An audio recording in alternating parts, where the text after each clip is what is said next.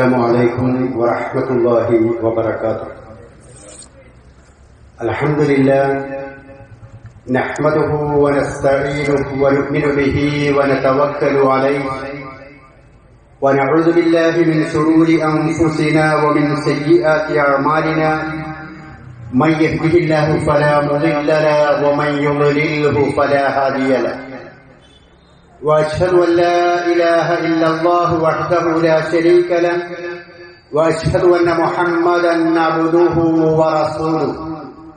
اللهم صل على محمد وعلى آل محمد كما صليت على إبراهيم وعلى آل إبراهيم. اللهم بارك على محمد وعلى آل محمد كما باركت على إبراهيم وعلى آل إبراهيم إنك حميد مجيد. أما بعد فإن خير الحديث كتاب الله وخير الهدي هدي محمد صلى الله عليه وسلم وشر الأمور محدثاتها وكل محدثة بدعة وكل بدعة ضلالة وكل ضلالة في النار. أعوذ بالله من الشيطان الرجيم.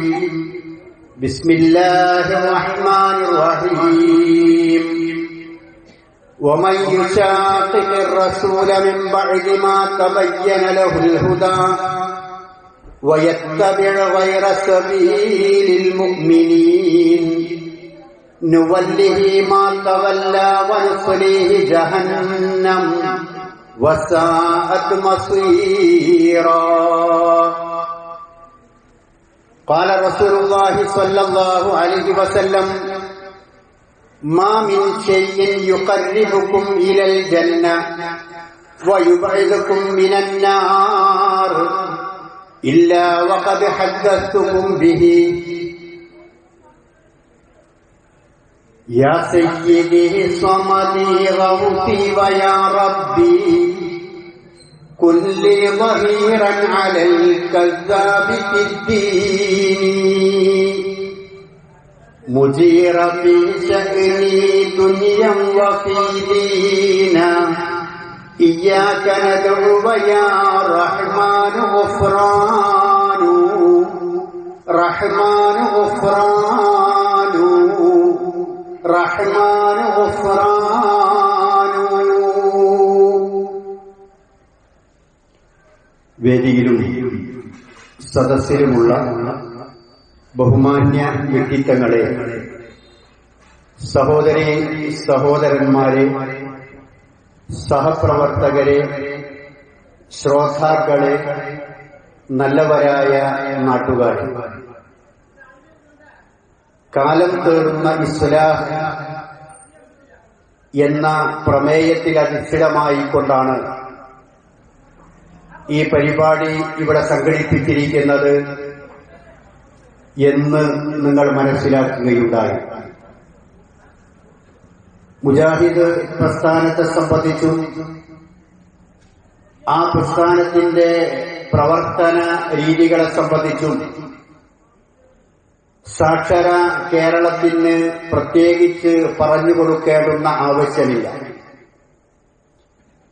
ഈ പ്രമേയത്തിന്റെ തലക്കെട്ട് പോലെ തന്നെ ഒരു നവോത്ഥാന പ്രസ്ഥാനമായിക്കൊണ്ടാണ്. ഇസ്ലാഹ് എന്ന പദത്തിന്റെ അർത്ഥം നവോത്ഥാനം എന്നാണ്. നവോത്ഥാനത്തിന്റെ കൊടുങ്കാറ്റുയർത്തിക്കൊണ്ടാണ് ഈ പ്രസ്ഥാനത്തിന്റെ ആരംഭം തൊട്ട് ഇന്നോളവും അത് പ്രവർത്തിച്ചു പോന്നിട്ടുള്ളത്. സമൂഹത്തിന്റെ ഒരുപാട് മേഖലകളിൽ, മത, സാമൂഹ്യ, സാംസ്കാരിക മേഖലകളിലൊക്കെയും സ്വാധീനം ചെലുത്തുവാൻ ഈ പ്രസ്ഥാനത്തിന്റെ പ്രവർത്തനങ്ങൾക്ക് സാധിച്ചിട്ടുണ്ട് എന്നതിന് കാലവും ചരിത്രവും സാക്ഷിയാണ്. നവോത്ഥാനം എന്നത്, ഇസ്ലാഹ് എന്നത് ഒരു തുടർ പ്രക്രിയയാണ്. ഏതെങ്കിലും ഒരു കാലഘട്ടത്തിൽ മാത്രം നടക്കേണ്ടതല്ല.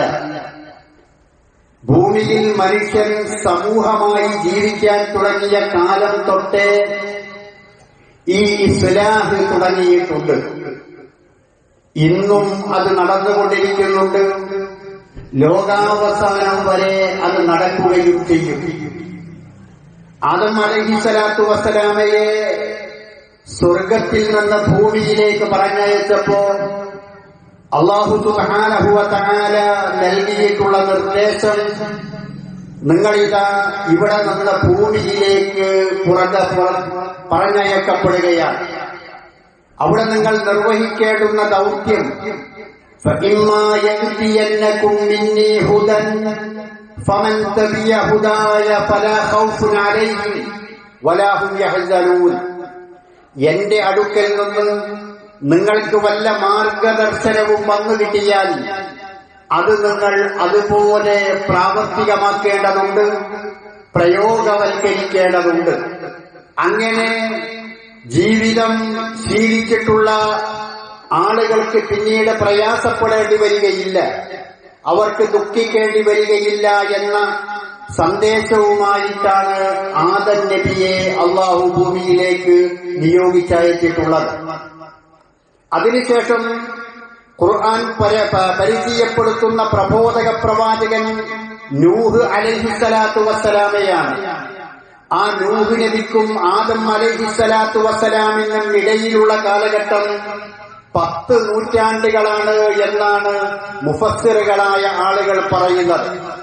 എന്നാൽ നൂഹ് അലൈഹിസ്സലാത്തു വസ്സലാം തന്റെ പ്രബോധന പ്രവർത്തനങ്ങളുമായി സമൂഹത്തിനിടയിലേക്ക് ഇറങ്ങിത്തിരിച്ചപ്പോ പിതാവായ ആദം അലൈഹിസ്സലാത്തു വസ്സലാമയിൽ നിന്ന് ബഹുദൂരം അകന്നുപോയ ഒരു സമൂഹത്തെയായിരുന്നു അദ്ദേഹം കണ്ടിരുന്നത്. അവരോടാണ് ദഅവത്ത് നടത്താനുണ്ടായിരുന്നത്. അവരോട് നൂഹ് അലൈഹിസ്സലാത്തു വസ്സലാം പറഞ്ഞു, നമ്മുടെ പിതാവ് പഠിപ്പിച്ച മാർഗത്തിൽ നിന്ന് നിങ്ങൾ ബഹുദൂരം അകന്നുപോയിട്ടുണ്ട്. അവർ സമ്മതിക്കാൻ തയ്യാറായില്ല. ഞങ്ങൾ ആ പിതാവിന്റെ മാർഗത്തിൽ തന്നെയാണ്, ഞങ്ങൾ അതിൽ നിന്ന് ഒട്ടും വ്യതിചലിച്ചിട്ടില്ല എന്ന് അവർ തിട്ടൂരമായി കൊണ്ട് പറയുകയാണ് ചെയ്തത്. നൂഹ് അലൈഹിസ്സലാത്തു വസ്സലാം നിരന്തരം പ്രബോധന പ്രവർത്തനങ്ങൾ നടത്തി. റബ്ബി ഇന്നി ദഅവ്തു ഖൗമി ലൈലൻ വനഹാറ ഫലം യസിദ്ഹും ദുആഇ ഇല്ലാ ഫിറാറ. ഈ രാപ്പകൽ ഭേദമന്യേ തന്റെ പ്രബോധന പ്രവർത്തനങ്ങൾ നിർവഹിച്ചു. എന്നിട്ടും അതിന് ഫലമുണ്ടായില്ല.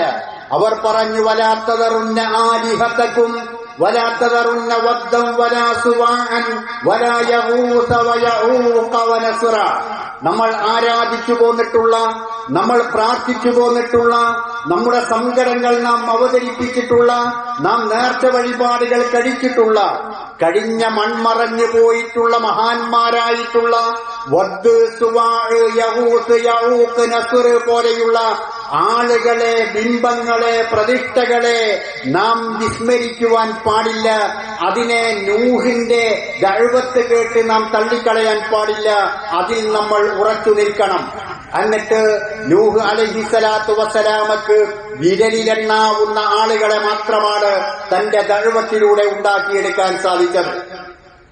ശേഷം ഓരോ പ്രവാചകന്മാർ കടന്നുവരുന്ന സമയത്തും ഇതു തന്നെയായിരുന്നു അവസ്ഥ. അള്ളാഹുവിൽ നിന്ന് അവർക്ക് ലഭിച്ചിട്ടുള്ള വഹയിന്റെ അടിസ്ഥാനത്തിൽ വളരെ കൃത്യമായ ദീനിന്റെ വിശ്വാസത്തെയും അനുഷ്ഠാനത്തെയും അവർ പഠിപ്പിച്ചു കൊടുത്തെങ്കിലും അവരുടെ കാലശേഷം അതിൽ നിന്ന് വ്യതിചലിച്ചു പോകുന്ന ഒരു അവസ്ഥ ഈ തലമുറകൾക്കെല്ലാം ഉണ്ടായി. അതിനിടയിൽ വന്ന മഹാനായ ഖലീലുല്ലാഹി ഇബ്രാഹിം അലൈഹിസ്സലാത്തു വസ്സലാമയുടെ ചരിത്രം നമുക്കറിയാം. തന്റെ കുടുംബത്തിൽ നിന്ന് തന്നെ ആരംഭിച്ച പ്രബോധന പ്രവർത്തനങ്ങൾ.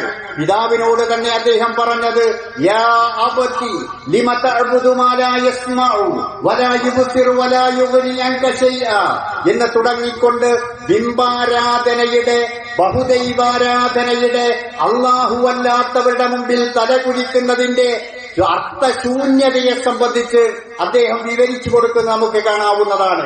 ഇങ്ങനെ 1.25 ലക്ഷത്തോളം പ്രവാചകന്മാർ നിർവഹിച്ച ദൗത്യം ഈ ഇസ്ലാഹായിരുന്നു നമ്മുടെ ഹെഡിങ്ങിലുള്ള കാലം തേടുന്ന ഇസ്ലാഹ് എന്ന് പറയുന്ന ഇസ്ലാഹായിരുന്നു മലയാളത്തിൽ പറഞ്ഞാൽ ആ സമൂഹത്തെ സമുദ്ധരിക്കുക, നവോത്ഥാനമുണ്ടാക്കുക എന്നതായിരുന്നു ആ പ്രവാചകന്മാരൊക്കെയും നിർവഹിച്ചത്. അവസാനം മുഹമ്മദ് മുസ്തഫ സല്ലല്ലാഹു അലൈഹി വസല്ലം തന്റെ പ്രബോധന പ്രവർത്തനങ്ങളുമായി രംഗത്ത് വന്നപ്പോഴും ഇതു തന്നെയായിരുന്നു അവസ്ഥ. അദ്ദേഹം ആളുകളോട് പറഞ്ഞു, നമ്മുടെ പൂർവ്വ പ്രവാചകന്മാർ പറഞ്ഞിട്ടുള്ള വഴികളിൽ നിന്ന് വഴി മാറിയാണ് നാം സഞ്ചരിച്ചു കൊണ്ടിരിക്കുന്നത്. അതുകൊണ്ട് ഏകനായ സൃഷ്ടാവിനെ ആരാധിക്കുന്ന മേഖലയിലേക്ക് നിങ്ങൾ തിരിച്ചു വരേണ്ടതുണ്ട് എന്ന് അദ്ദേഹം ആ സമൂഹത്തെ ഉത്ബോധിപ്പിച്ചപ്പോ അദ്ദേഹത്തിന് ആട്ടും തുപ്പുമാണ് ലഭിച്ചിരുന്നത്. അവർ പറഞ്ഞു, ഞങ്ങൾ ഇബ്രാഹിം നബിയുടെ മാർഗത്തിൽ തന്നെയാണ്. അവർ നിരീശ്വരവാദികളല്ല, അവർ യുക്തിവാദികളല്ല, പടച്ചവനില്ല, ദൈവമില്ല, പരലോകമില്ല എന്നൊന്നും വിശ്വസിക്കുന്നവരല്ല. പ്രവാചകന്റെ പ്രബോധിത വിഭാഗം അവർ പറഞ്ഞു, ഞങ്ങൾ ഇബ്രാഹിം നബിയുടെ മാർഗത്തിൽ തന്നെയാണ്. ആ ഇബ്രാഹിം നബിയെ സ്നേഹിക്കുന്ന ആളുകളാണ്. അതുകൊണ്ടാണ് ഞങ്ങൾ ഇബ്രാഹിം നബിയോട് വിളിച്ചു പ്രാർത്ഥിക്കുന്നത്. അതുകൊണ്ടാണ് ഞങ്ങൾ ഇസ്മായിൽ നബിയോട് വിളിച്ചു പ്രാർത്ഥിക്കുന്നത്. അതുകൊണ്ടാണ് ലാത്തയെയും ഉസ്സയെയും മനാത്തയെയും ഞങ്ങൾ ആദരിക്കുന്നത്, അവർക്ക് നേർച്ച വഴിപാടുകൾ കഴിക്കുന്നത്. ഇതെല്ലാം ഇബ്രാഹിം അലൈഹിസ്സലാത്തു വസ്സലാം പഠിപ്പിച്ചതിന്റെ ഫലമായി കൊണ്ടാണ് ഞങ്ങളല്ല മുഹമ്മദെ പഴച്ചുപോയത്, നീയാണ് പഴച്ചുപോയത് എന്ന് പറഞ്ഞുകൊണ്ട് പ്രവാചകന് നേരെ അവർ ആരോപണത്തിന്റെ അമ്പെയ്ത്ത് നടത്തുകയാണ് ചെയ്തത്. തബ്ബല്ലക്ക് അലിഹാദാ ജമാഅത്തനായ മുഹമ്മദ്, ആ മലമുകൾക്ക് മലയുടെ താഴ്വാരത്ത് നിന്ന് അവിടെ ആളുകളെ വിളിച്ചു കൂട്ടിക്കൊണ്ട് പറഞ്ഞപ്പോ അവിടെ നിന്ന് അദ്ദേഹത്തിന് ലഭിച്ചിട്ടുള്ള മറുപടി, തബ്ബല്ലക്ക് അലിഹാദാ ജമാഅത്തനായ മുഹമ്മദ്, മുഹമ്മദേ ഇതു പറയാനാണോ നീ ഞങ്ങളെ ഇവിടെ ഒരുമിച്ച് കൂട്ടിയത് എന്നായിരുന്നു. നീ അന്തല്ലദീ ഫറഖത ജമാഅതനാ വസബ്ബബത ആലിഹതനാ, മുഹമ്മദേ നീ ഞങ്ങളുടെ ഇലാഹുകളെ ചീത്ത പറഞ്ഞു, ഞങ്ങളുടെ ആരാധ്യ വസ്തുക്കളെ നീ തള്ളിപ്പറഞ്ഞു, അതുകൊണ്ട് ഞങ്ങൾക്കിടയിലുള്ള ഐക്യത്തെ നീ തകർത്തു. അതുകൊണ്ട് മുഹമ്മദേ നീ ഈ പണി നിർത്തണം എന്നായിരുന്നു പ്രവാചകൻ സല്ലല്ലാഹു അലൈഹി വസല്ലമയോട് അദ്ദേഹത്തിന്റെ പ്രബോധിത വിഭാഗം പറഞ്ഞത്. എക്കാലഘട്ടത്തിലും ഉള്ള അവസ്ഥയാണ്, ചരിത്രപരമായി ഇതിന്റെ വസ്തുതയാണ് ഞാൻ നിങ്ങളുടെ ശ്രദ്ധയിൽപ്പെടുത്തിയിട്ടുള്ളത്. എന്നിട്ട് പ്രവാചകൻ സല്ലല്ലാഹു അലൈഹി വസല്ലം ദഅവത്ത് തുടങ്ങി. അദ്ദേഹത്തിന്റെ ഈ സത്യമതം ഒരുപാട് ആളുകൾ ഉൾക്കൊണ്ടു. മദീനയിലേക്ക് പോയി അവിടെയും ഒരുപാട് ആളുകൾ ഇത് അംഗീകരിച്ചു. പിന്നീട് മക്കം ഫത്ഹിന് ശേഷം മക്കയിലേക്ക് വന്നു. അങ്ങനെ ഇസ്ലാമിക സമൂഹം വലിയ സമൂഹമായി തീർന്നു. അങ്ങനെ മുത്തുനബി മുഹമ്മദ് മുസ്തഫ സ്വല്ലല്ലാഹു അലൈഹി വസല്ലം ഈ ലോകത്തോട് വിട പറഞ്ഞു. ഈ ലോകത്തോട് വിട പറഞ്ഞ സമയത്ത് നബി സല്ലല്ലാഹു അലൈഹി വസല്ലമ എന്താണ് പഠിപ്പിച്ചത്? എന്റെ ഉമ്മത്തെ, ഞാൻ മരണപ്പെട്ടു പോയാൽ നിങ്ങൾ ഒരിക്കലും വഴിപഴച്ചു പോവുകയില്ല, നിങ്ങൾ ഒരിക്കലും ഞാൻ പഠിപ്പിച്ച മാർഗത്തിൽ നിന്ന് വ്യതിചലിച്ചു പോവുകയില്ല. അതുകൊണ്ട് നിങ്ങൾ എന്റെ ആളുകളാണെന്ന് പറഞ്ഞ് നിങ്ങൾക്ക് ഇഷ്ടം പോലെ ജീവിക്കാം എന്നാണോ പ്രവാചകൻ സല്ലല്ലാഹു അലൈഹി വസല്ലം പറഞ്ഞത്? അല്ല. പ്രവാചകൻ, പ്രിയപ്പെട്ട സഹോദരങ്ങളെ, ഞാൻ ഈ പറയുന്ന വാക്കുകൾ വളരെ ശ്രദ്ധാപൂർവം കേൾക്കണം എന്ന് വിനയപുരസ്സരം ആവശ്യപ്പെടുകയാണ്. കാരണം ഈ ദുനിയാവിലെ ജീവിതം ക്ഷണികമാണ്, നൈമിഷികമാണ്, നശ്വരമാണ്. അനന്തമായ അനുസ്യൂതമായി തുടരുന്ന അള്ളാഹുവിന്റെ അടുക്കലേക്കാണ് നമുക്ക് തിരിച്ചു പോകുവാനുള്ളത്. അവിടെയാണ് ശാശ്വതമായ ജീവിതം കുടികൊള്ളുന്നത്. ഇവിടെയുള്ള വാശിയോ വൈരാഗ്യമോ വക്കാണമോ അവിടെയില്ല. ഏതെങ്കിലും രൂപത്തിലുള്ള ആളുകൾക്ക് അടിമപ്പെട്ടുകൊണ്ടല്ല ജീവിക്കേണ്ടത്. അല്ലാഹു സുബ്ഹാനഹു വ തആല പറഞ്ഞത് അവന്റെ ദാസന്മാരായ ആളുകൾക്ക് സന്തോഷവാർത്ത അറിയിച്ചുകൊണ്ട് പറഞ്ഞത്, അല്ലദീന യസ്തമിഊനൽ ഖൗല ഫയത്തബിഊന അഹ്സന ഉലൈക അല്ലദീന ഹദാഹുമുല്ലാഹ് വഉലൈക ഹുമുൽ അൽബാബ് എന്ന. പടച്ചവന്റെ അടുക്കൽ വിജയിക്കുന്നവർ, പടച്ചവന്റെ അടുക്കൽ സ്വർഗം ലഭിക്കുന്നവർ, ഏതെങ്കിലും ഒരു സംഘടനയുടെ മെമ്പർഷിപ്പ് എടുക്കുന്നവൻ എന്നല്ല ഖുർആൻ പറഞ്ഞത്. ഏതെങ്കിലും ഒരു മഹല്ലിൽ ജീവിക്കുന്നവൻ എന്നല്ല ഖുർആൻ പറഞ്ഞത്. പടച്ച റബ്ബ് സുബ്ഹാനഹു വ തആല അവന്റെ അടുക്കൽ സ്വർഗം ലഭിക്കുന്നത് ആരാണ്, അള്ളാഹുവിന്റെ സന്തോഷ വാർത്ത അറിയിക്കപ്പെട്ടവർ ആരാണ് എന്ന ഖുർആനിലൂടെ വിശദീകരിക്കുന്നത് എല്ലാം ദീനിലേക്ക് ക്ഷണിക്കുന്ന എല്ലാ വിധികളും ശ്രദ്ധാപൂർവം അവർ കേൾക്കുന്നവരാണ്. അല്ലദീന യസ്തമിഊനൽ ഖൗല, എന്നിട്ടോ ഫയത്തബിഊന അഹ്സന, ആ കേട്ടതിൽ നിന്ന് ഏറ്റവും നല്ലതിനെ അവർ പിൻപറ്റും. പ്രമാണങ്ങളോട് യോജിക്കുന്നവ, എന്റെ പരലോക ജീവിതത്തിന് രക്ഷയാകുന്നവ, അവിടെ എനിക്ക് സ്വർഗം ലഭിക്കാൻ സഹായകമാകുന്നവ ആരു പറഞ്ഞാലും അത് ഉൾക്കൊള്ളാനുള്ള സന്മനസ് കാണിക്കുന്നവരാണ് വിജയിക്കുക. വഉലൈക ഹും ഉലുൽ അൽബാബ്, അവർ തന്നെയാണ് ബുദ്ധിമാന്മാരായ ആളുകൾ എന്നും ഖുർആൻ പറയുന്നു. അതുകൊണ്ട് അള്ളാഹുവിന്റെ ഹിദായത്ത് ലഭിക്കുന്ന ബുദ്ധിമാന്മാരായ ആളുകളുടെ കൂട്ടത്തിൽ ഉൾപ്പെടാൻ ഞാൻ എന്റെ മാന്യ ശ്രോതാക്കളോട് ആവശ്യപ്പെടുകയാണ്. ഒരു ദിവസം 17 തവണ നാം നിർബന്ധമായിക്കൊണ്ട് ഇഹ്ദിനസ് സിറാത്തൽ മുസ്തഖീം എന്ന് നാം പറയാറുണ്ട്. അതിലേറെ തവണ സുന്നത്ത് നമസ്കാരങ്ങളിലും പറയാറുണ്ട്. നമ്മൾ ഈ പറയുന്നത് സത്യസന്ധമായിട്ടാണെങ്കിൽ, ആത്മാർത്ഥതയോട് കൂടിയിട്ടാണെങ്കിൽ, ഉള്ളിൽ തട്ടിയിട്ടാണെങ്കിൽ ഈ സംസാരം ആദ്യാവസാനം ശ്രദ്ധിക്കണം എന്ന് പ്രത്യേകം ഓർമ്മപ്പെടുത്തുകയാണ്. അപ്പൊ ഞാൻ പറഞ്ഞു വെച്ചത്, പ്രവാചകന്മാരുടെ പ്രബോധന പ്രവർത്തനങ്ങളിൽ അഖിലവും അവർ കടന്നു വന്നപ്പോ അവർ മുൻകാല പ്രവാചകൻ പഠിപ്പിച്ച മാർഗത്തിൽ നിന്ന് വ്യതിചലിച്ചു പോയ ഒരു തലമുറയെയായിരുന്നു കണ്ടിരുന്നത്. അവരിൽ ഇസ്ലാഹ് നടത്തുക, നവോത്ഥാനം നടത്തുക എന്ന പ്രവൃത്തിയാണ് എല്ലാ പ്രവാചകന്മാരും നിർവഹിച്ചത്. മുഹമ്മദ് മുസ്തഫ സല്ലല്ലാഹു അലൈഹി വസല്ലമയും അതാണ് നിർവഹിച്ചത്. ആ പ്രവാചകൻ ലോകത്തോട് വിട പറയുമ്പോ പറഞ്ഞത്, മൻ യഇസ് ബഅദീ ഫസയറ ഇഖ്തിലാഫൻ കസീറാ, എന്റെ കാലശേഷം ജീവിക്കുന്ന ആളുകൾക്ക് ഒരുപാട് അഭിപ്രായ വ്യത്യാസങ്ങൾ കണ്ടെത്താൻ സാധിക്കും. മുഹമ്മദ് നബിയുടെ ഉമ്മത്തുകളാണ്, ഞാൻ മുഹമ്മദ് നബിയുടെ അനുയായിയാണ്, ഞാൻ ഇന്നാലിന്ന സംഘടനയിൽപ്പെട്ടവനാണ്, ഞങ്ങൾ തന്നെയാണ് വിജയികൾ, ബാക്കിയുള്ള ആളുകളൊക്കെ പഴച്ചവരാണ് എന്ന് പറയുന്ന വിധത്തിൽ ഒരുപാട് ആളുകൾ രംഗത്ത് വരും. ആരാണിത് പറയുന്നത്? മുജാഹിദുകളല്ല, ഇസ്ലാഹി പ്രസ്ഥാനക്കാരല്ല, മുത്ത് മുഹമ്മദ് മുസ്തഫ സല്ലല്ലാഹു അലൈഹി വസല്ലമയാണ് പറയുന്നത്. എന്നിട്ട് പ്രവാചകൻ അങ്ങനെ വരുമ്പോ നിങ്ങളുടെ നാട്ടിലുള്ള ആളുകളെല്ലാവരും ഏത് വിഭാഗത്തിലാണോ വിശ്വാസത്തിലാണോ നിൽക്കുന്നത് അങ്ങനെ നിങ്ങൾ നിന്നോളൂ. നിങ്ങളുടെ മഹല്ലിലുള്ളവർ എങ്ങനെയാണോ അങ്ങനെ നിങ്ങൾ നിന്നോളൂ.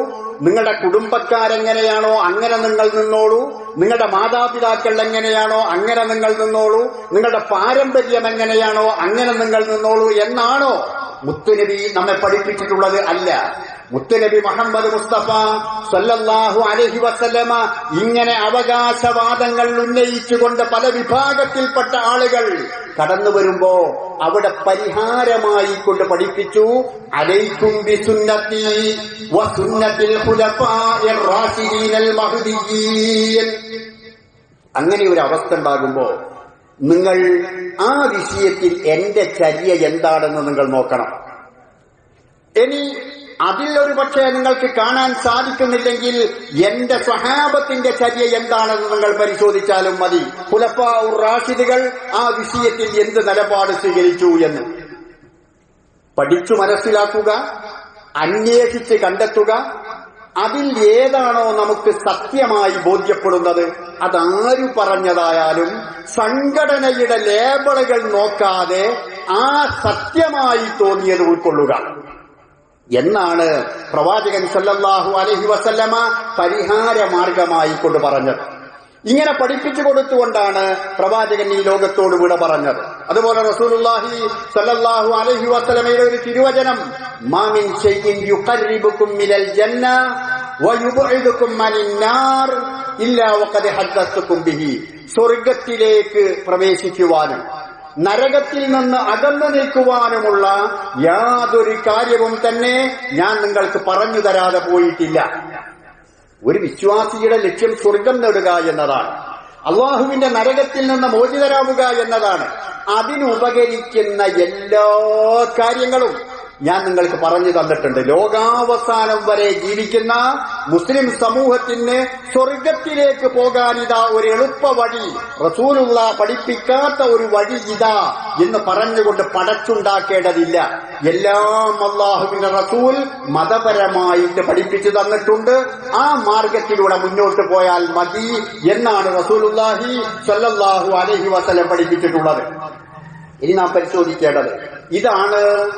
നാം പറയുന്ന ഈ വിഷയത്തിന്റെ ആമുഖമെങ്കിൽ ഈ നവോത്ഥാനം എന്ന് പറയുന്നത്, ഇസ്ലാഹി എന്ന് പറയുന്നതിന്റെ ചരിത്രപരമായ വസ്തുതയും പ്രവാചകനോളം വന്നെത്തുന്ന അതിന്റെ ചരിത്രങ്ങളും അതിന്റെ സത്യാവസ്ഥയും ഇതാണ് എങ്കിൽ ലോകാവസാനം വരെ സംഭവിക്കാൻ സാധ്യതയുള്ള ഒരു കാര്യമാണ് സത്യത്തിൽ നിന്നുള്ള കൊഴിഞ്ഞുപോക്കോ അതിന്റെ വിപരീത ദിശയിലൂടെയുള്ള ചലനങ്ങളോ രീതികളോ ഒക്കെ. അതൊരു പക്ഷേ നമ്മുടെ സമൂഹത്തിലും ഉണ്ടാകാം. അങ്ങനെയുണ്ടാകുന്ന സമയത്ത് വർത്തമാനകാല സമൂഹത്തിലും ഉണ്ടാകുമ്പോ നമ്മൾ സ്വീകരിക്കേണ്ട നയങ്ങളും അതുതന്നെയാണ്. നോക്കൂ നിങ്ങൾ, പണ്ട് കാലത്ത് കേരളത്തിലെ മുസ്ലിം സമൂഹത്തിന്റെ അവസ്ഥ എന്തായിരുന്നു? ഗതകാലത്തിൽ അവർ കഴിഞ്ഞുപോയിട്ടുള്ള സാമൂഹിക അന്തരീക്ഷം, സാമുദായിക അന്തരീക്ഷം എന്തായിരുന്നു? പേറ്റുനോവിന് നഫീസത്ത് മാലയും കോളറയ്ക്ക് കാളയിറച്ചിയും വിധിയെഴുതിയിരുന്ന ഒരു കാലമായിരുന്നു മുമ്പുണ്ടായിരുന്നത്. രോഗം വന്നാൽ ഉറുക്ക്, നൂല്, മന്ത്രം, ഏലസ്, ഐക്കല്ല്, ഹോമം, ഇതുപോലെയുള്ള ഒരുപാട് ചികിത്സാ രീതികളായിരുന്നു അവർ സ്വീകരിച്ചിരുന്നത്. പ്രേതം, കാളി, കുട്ടിച്ചാത്തൻ എന്നൊക്കെ പറഞ്ഞുകൊണ്ട് ഒരുപാട് അത്തരത്തിലുള്ള ആളുകളെ ഭയപ്പെടുത്തുന്ന വിശ്വാസങ്ങളും അവർക്കിടയിലുണ്ടായിരുന്നു. അതുപോലെ തന്നെ മദ്രസ എന്ന് പറയുന്ന ഒരു പഠന സമ്പ്രദായമോ രീതിയോ അന്നുണ്ടായിരുന്നില്ല. സ്ത്രീകളാകട്ടെ വീടിന്റെ 4 ചുമരുകൾക്കുള്ളിൽ മാത്രം കഴിഞ്ഞുകൂടുകയും ദീനോ ദീനിന്റെ ആചാരങ്ങളോ അനുഷ്ഠാനങ്ങളോ എന്തെന്നറിയാതെ കഴിഞ്ഞുകൂടുകയും ചെയ്ത ഒരു കാലഘട്ടമായിരുന്നു മുമ്പുണ്ടായിരുന്നത്. ഈ പറഞ്ഞത് ഒരാരോപണമാണോ?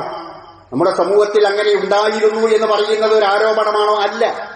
അന്ന് പണ്ടുണ്ടായിരുന്ന ആളുകൾ പ്രസവവേദന വരുന്ന സമയത്ത് പള്ളിയിലേക്കോടി.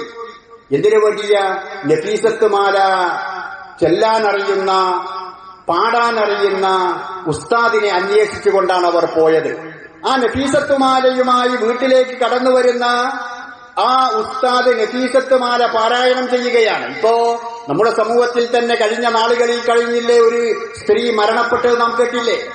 പ്രസവ സമയത്ത് ഹോസ്പിറ്റലിൽ കൊണ്ടുപോകാതെ ബ്ലീഡിംഗ് ശക്തിയായി ബ്ലീഡിംഗ് ഉണ്ടായതിന്റെ പേരിൽ ഒരു സ്ത്രീ മരണപ്പെട്ടു. നമ്മുടെ സാക്ഷര കേരളത്തിലാണിത്. ഹോസ്പിറ്റലിൽ പോയേ പ്രസവിക്കാവൂ എന്നത് നിയമമൊന്നുമല്ല.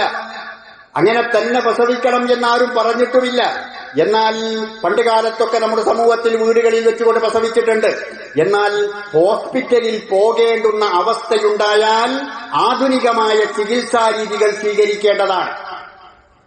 അത് നൽകാതെ ഇവിടെ പല അള്ളാഹുവിന്റെ അടുത്തവരാണെന്ന് പറയുന്ന പല ഔലിയാക്കളും രക്ഷിക്കും എന്ന് പറഞ്ഞ് ചില പച്ചമരുന്നുകളൊക്കെ കൊടുത്ത് ഒരു സ്ത്രീയെ കൊല ചെയ്തത് നാം ദൃശ്യ ശ്രാവ്യ മാധ്യമങ്ങളിലൂടെ കണ്ടതാണ്.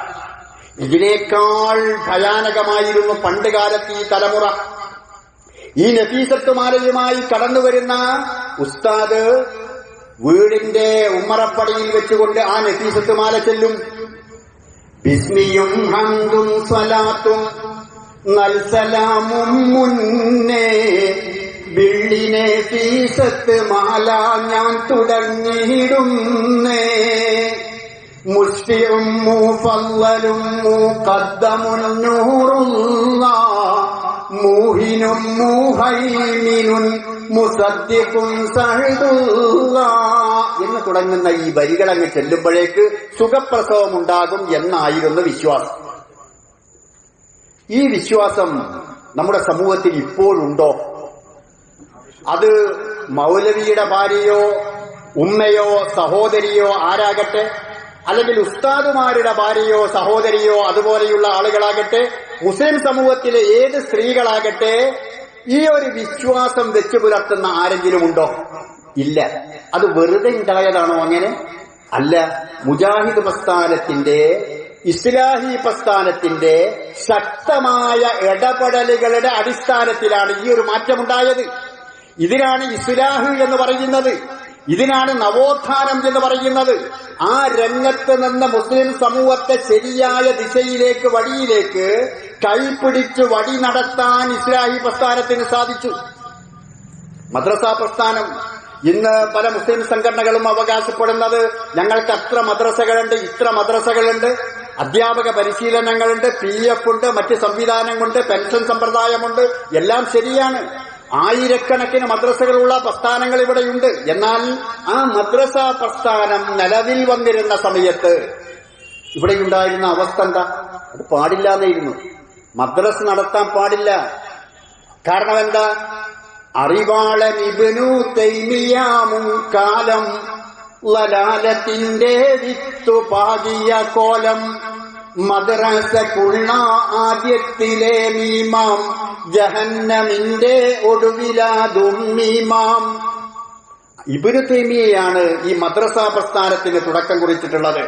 ബോർഡിൽ എഴുതുക, പഠിക്കുക എന്നതിന് അതൊരിക്കലും പാടില്ല. മദ്രസ എന്ന് പറയുന്ന ആദ്യത്തെ അക്ഷരത്തിലെ മീമ്, ജഹന്നം എന്ന്, നരകം എന്ന് പറയുന്നതിന്റെ അവസാനത്തെ മീമ. അതുകൊണ്ട് ഈ മദ്രസ എത്തുക നരകത്തിലേക്കാണ്, പാടില്ല എന്ന് പറഞ്ഞിരുന്നു. അതിൽ മാറ്റമുണ്ടായോ? ഇന്ന് ആയിരക്കണക്കിന്, പതിനായിരക്കണക്കിന് മദ്രസകൾ ഞങ്ങൾ നടത്തുന്നു എന്ന് അവകാശപ്പെടുന്ന ഒരുപാട് പ്രസ്ഥാനങ്ങളില്ലേ? ഇതാണ് ഇസ്ലാഹ് എന്ന് പറയുന്നത്, നവോത്ഥാനം എന്ന് പറയുന്നത്. അതുപോലെ സ്ത്രീ സമൂഹം, അവർ 4 ചുമരുകൾക്കുള്ളിൽ കഴിഞ്ഞുകൂടേണ്ടവരല്ല. പ്രവാചക തിരുമേനി സല്ലല്ലാഹു അലൈഹി വസല്ലമയുടെ ഇസ്ലാമിക ചരിത്രങ്ങൾ പരിശോധിച്ചാൽ, അദ്ദേഹം പഠിപ്പിച്ച ചരിത്രങ്ങൾ പരിശോധിച്ചാൽ അവിടെയെല്ലാം സ്ത്രീ സാന്നിധ്യം നമുക്ക് കാണാവുന്നതാണ്. ദഅവത്തിന്റെ രംഗത്താകട്ടെ, യുദ്ധരംഗങ്ങളിലാകട്ടെ, അതുപോലെ മറ്റ് മേഖലകളിലാകട്ടെ, അവിടെയെല്ലാം തന്നെ സ്ത്രീകളുടെ സാന്നിധ്യം നമുക്ക് കാണാവുന്നതാണ്. അതുകൊണ്ട് അവർ ആ സമൂഹത്തിൽ നിന്ന് ഒറ്റപ്പെട്ട് കഴിയേണ്ടവരല്ല, അവർ ഈ സമൂഹത്തിന്റെ ഭാഗമാണ്. അവരാൽ കഴിയുന്ന സേവനങ്ങൾ സമൂഹത്തിന് വേണ്ടി അവർ നിർവഹിക്കേണ്ടവരാണ് എന്ന അവസ്ഥയിൽ ദഅവത്ത് നടത്തിയ സമയത്ത് പാടില്ല. സ്ത്രീകളുടെ ശബ്ദം പോലും ഹറാമാണ്, അത് മറ്റൊരാളിനും കേൾക്കാൻ പാടില്ല. വഖർന ഫീ ബുയൂതികുന്ന എന്ന ആയത്തോതിക്കൊണ്ട് വീടിന്റെ 4 ചുമരുകൾക്കുള്ളിൽ മാത്രം അവർ പുറത്തിറങ്ങാനേ പാടില്ല എന്ന് പറഞ്ഞുകൊണ്ട് ആ ചുമരുകൾക്കുള്ളിൽ തളച്ചിട്ടിരുന്ന ആളുകൾ ഇന്ന് പല വലിയ നോളേജ് സിറ്റികളിലും പരിപാടികൾ നടത്തുന്ന സമയങ്ങളിൽ ആ പ്രധാനപ്പെട്ട വേദികളിൽ തന്നെ സ്ത്രീകളെ കൊണ്ടുകൊണ്ട് മാന്യമായിരുത്തുകയും, അത് തെറ്റല്ല, വേണ്ടതാണ്, ചെയ്യേണ്ടതാണ്, മാന്യമായിട്ട് ഇസ്ലാമിക വേഷവിധാനങ്ങളോടുകൂടി തന്നെ മുസ്ലിങ്ങൾ ഇരിക്കുകയും, അതല്ലാത്ത ആളുകളുണ്ടെങ്കിൽ അവരുടെ സംസ്കാരത്തോടുകൂടി. ഒരു വേദിയിൽ പങ്കെടുക്കുന്ന സ്ത്രീകൾ മുഴുവനും മുസ്ലിങ്ങളായിക്കൊള്ളണമെന്നില്ല. മറ്റ് മന്ത്രിമാരോ ബഹുമാന്യ വ്യക്തിത്വങ്ങളോ ഒക്കെ ഉണ്ടാകും, അവരവരുടെ വേഷങ്ങളിൽ. എന്നാൽ മുസ്ലിങ്ങളായ ആളുകൾ അവരുടെ വേഷങ്ങളിലും ഇരുത്തുന്ന അന്ന് ഈ സ്ത്രീകൾ പുറത്തിറങ്ങാൻ പാടില്ല എന്ന് പറഞ്ഞ ആളുകൾ ഈ നിലയിലേക്ക് ഉയർന്നത് വെറുതെയല്ല. ഇവിടെ നടത്തിയ ഇസ്ലാഹിന്റെ ഫലമായിക്കൊണ്ടാണ്, നവോത്ഥാന പ്രവർത്തനത്തിന്റെ ഫലമായിക്കൊണ്ടാണ്. എഴുത്തും വായനയും പഠിച്ച സമയത്ത് പണ്ട് കോഴിക്കോട്ടെ പന്നിയങ്കരയിൽ സുലൈഹ എന്ന് പറയുന്ന ഒരു സ്ത്രീ, രവി എന്ന് പറയുന്ന ഒരാൾക്കൊരു കത്തെഴുതി. അന്നത്തെ ഉസ്താദുമാർ അത് അവർക്ക് തെളിവായിക്കൊണ്ട് അവർ പറഞ്ഞു, കണ്ടില്ലേ, അവർ എഴുത്തും വായനയും പഠിക്കരുത് എന്ന് ഞങ്ങൾ പറഞ്ഞത് വെറുതെയല്ല. അപ്പൊ കണ്ടില്ലേ, പെണ്ണ് എഴുത്ത് പഠിച്ചതിന്റെ പേരിൽ സുലൈഹയതാ രവിക്ക് കത്തെഴുതിയിരിക്കുന്നു. അതുകൊണ്ടാണ് ഞങ്ങൾ പഠിക്കരുത്, എഴുതരുത് എന്ന് പറയുന്നത്. സുലൈഹുനാ ഖത്തത് ഖുതൂതൻ ഇലാ രവി വമാ ദാക ഇല്ലാ മിൻ ശുറൂരിൽ കിതാബതി എന്ന് അക്കാലഘട്ടത്തിലെ പാതിരാ വയലുകളിൽ ഉസ്താദുമാരായ ആളുകൾ പറഞ്ഞു നടന്നു. എന്നാൽ ആ അവസ്ഥയിൽ നിന്ന് ഒരുപാട് മാറ്റം ഇന്നുണ്ടായി എന്നത് നമുക്കറിയാവുന്നതാണ്.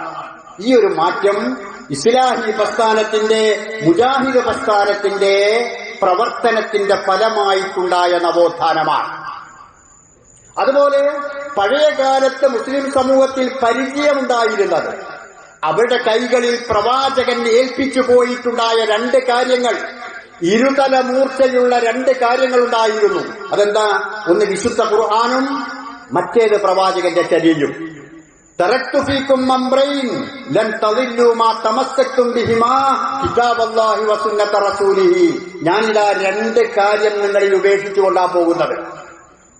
സമൂഹമേ, ഈ രണ്ട് കാര്യം അഥവാ ഖുർആനും സുന്നത്തും നിങ്ങൾ ഉൾക്കൊണ്ടാൽ നിങ്ങൾ പേടിക്കേണ്ടതില്ല, നിങ്ങൾക്കൊരു വിഷമവും ഉണ്ടാവുകയില്ല, നിങ്ങൾക്ക് സ്വർഗത്തിലേക്ക് പ്രവേശിക്കാം. എന്നാൽ ഈ പറഞ്ഞ ഖുർആനും സുന്നത്തും മുസ്ലിം സമൂഹം പാടെ കൈയൊഴിച്ചിരുന്നു. ഗതകാല ചരിത്രമാണ് ഞാൻ പറയുന്നത്.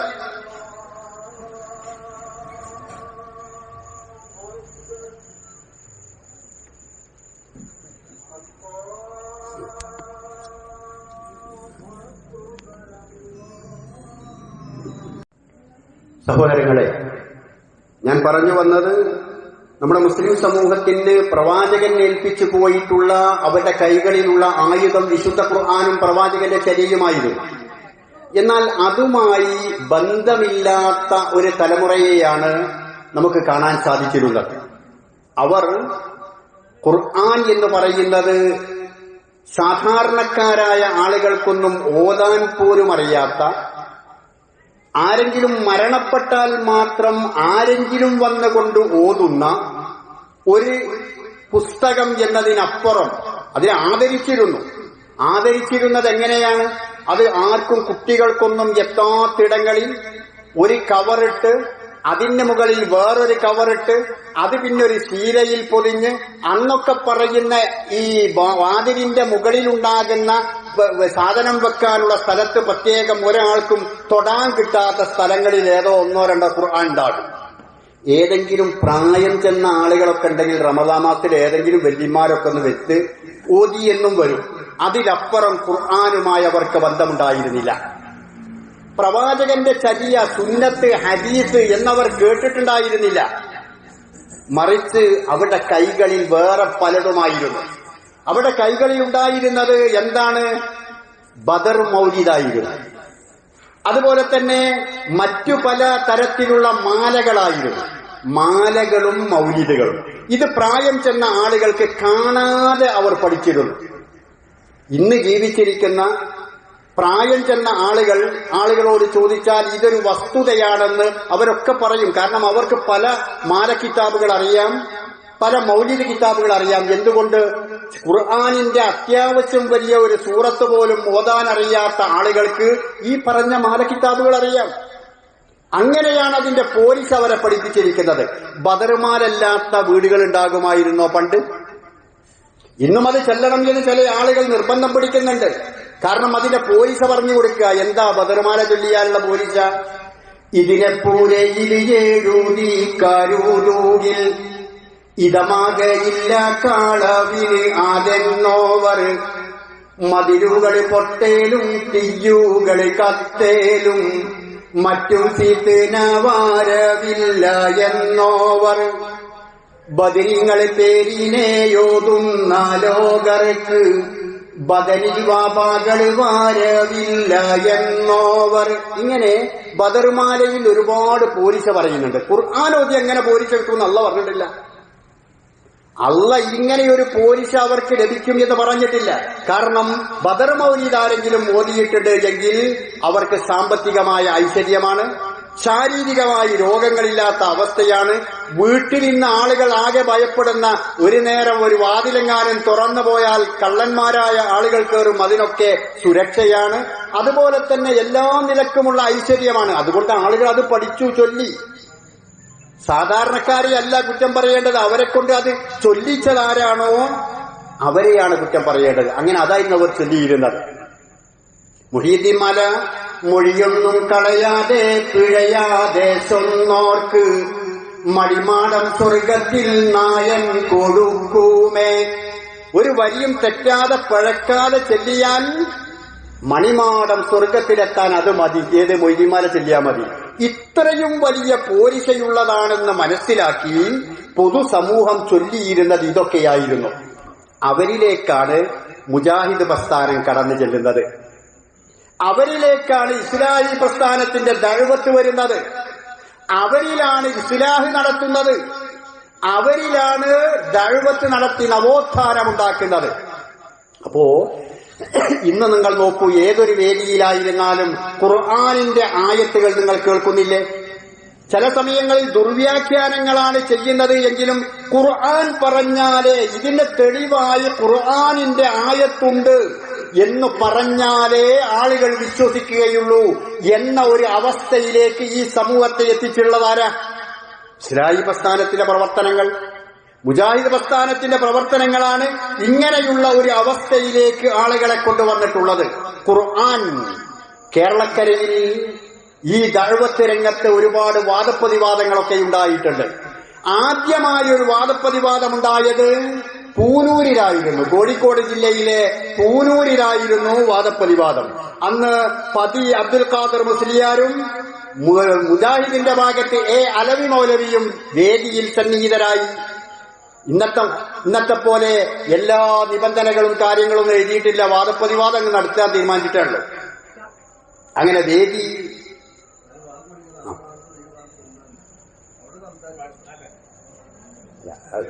കഴിഞ്ഞോട്ടെ.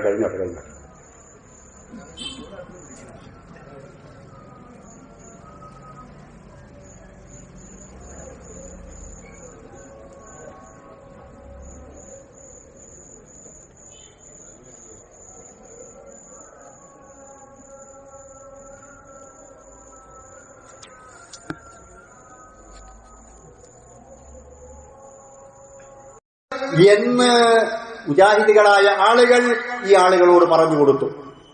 അവർ അംഗീകരിക്കാൻ തയ്യാറായില്ല. എല്ലാ ആളുകളും ഇമാമുകളും, ഞാനത് സമയം ഭയന്നുകൊണ്ട് ആ കാര്യങ്ങൾ വിശദീകരിക്കുന്നില്ല, എല്ലാ ഇമാമുകളും ഇതിന് സമാനമായി പറഞ്ഞു. ഈ കാര്യം ഞങ്ങൾ സമൂഹത്തോട് പറഞ്ഞു.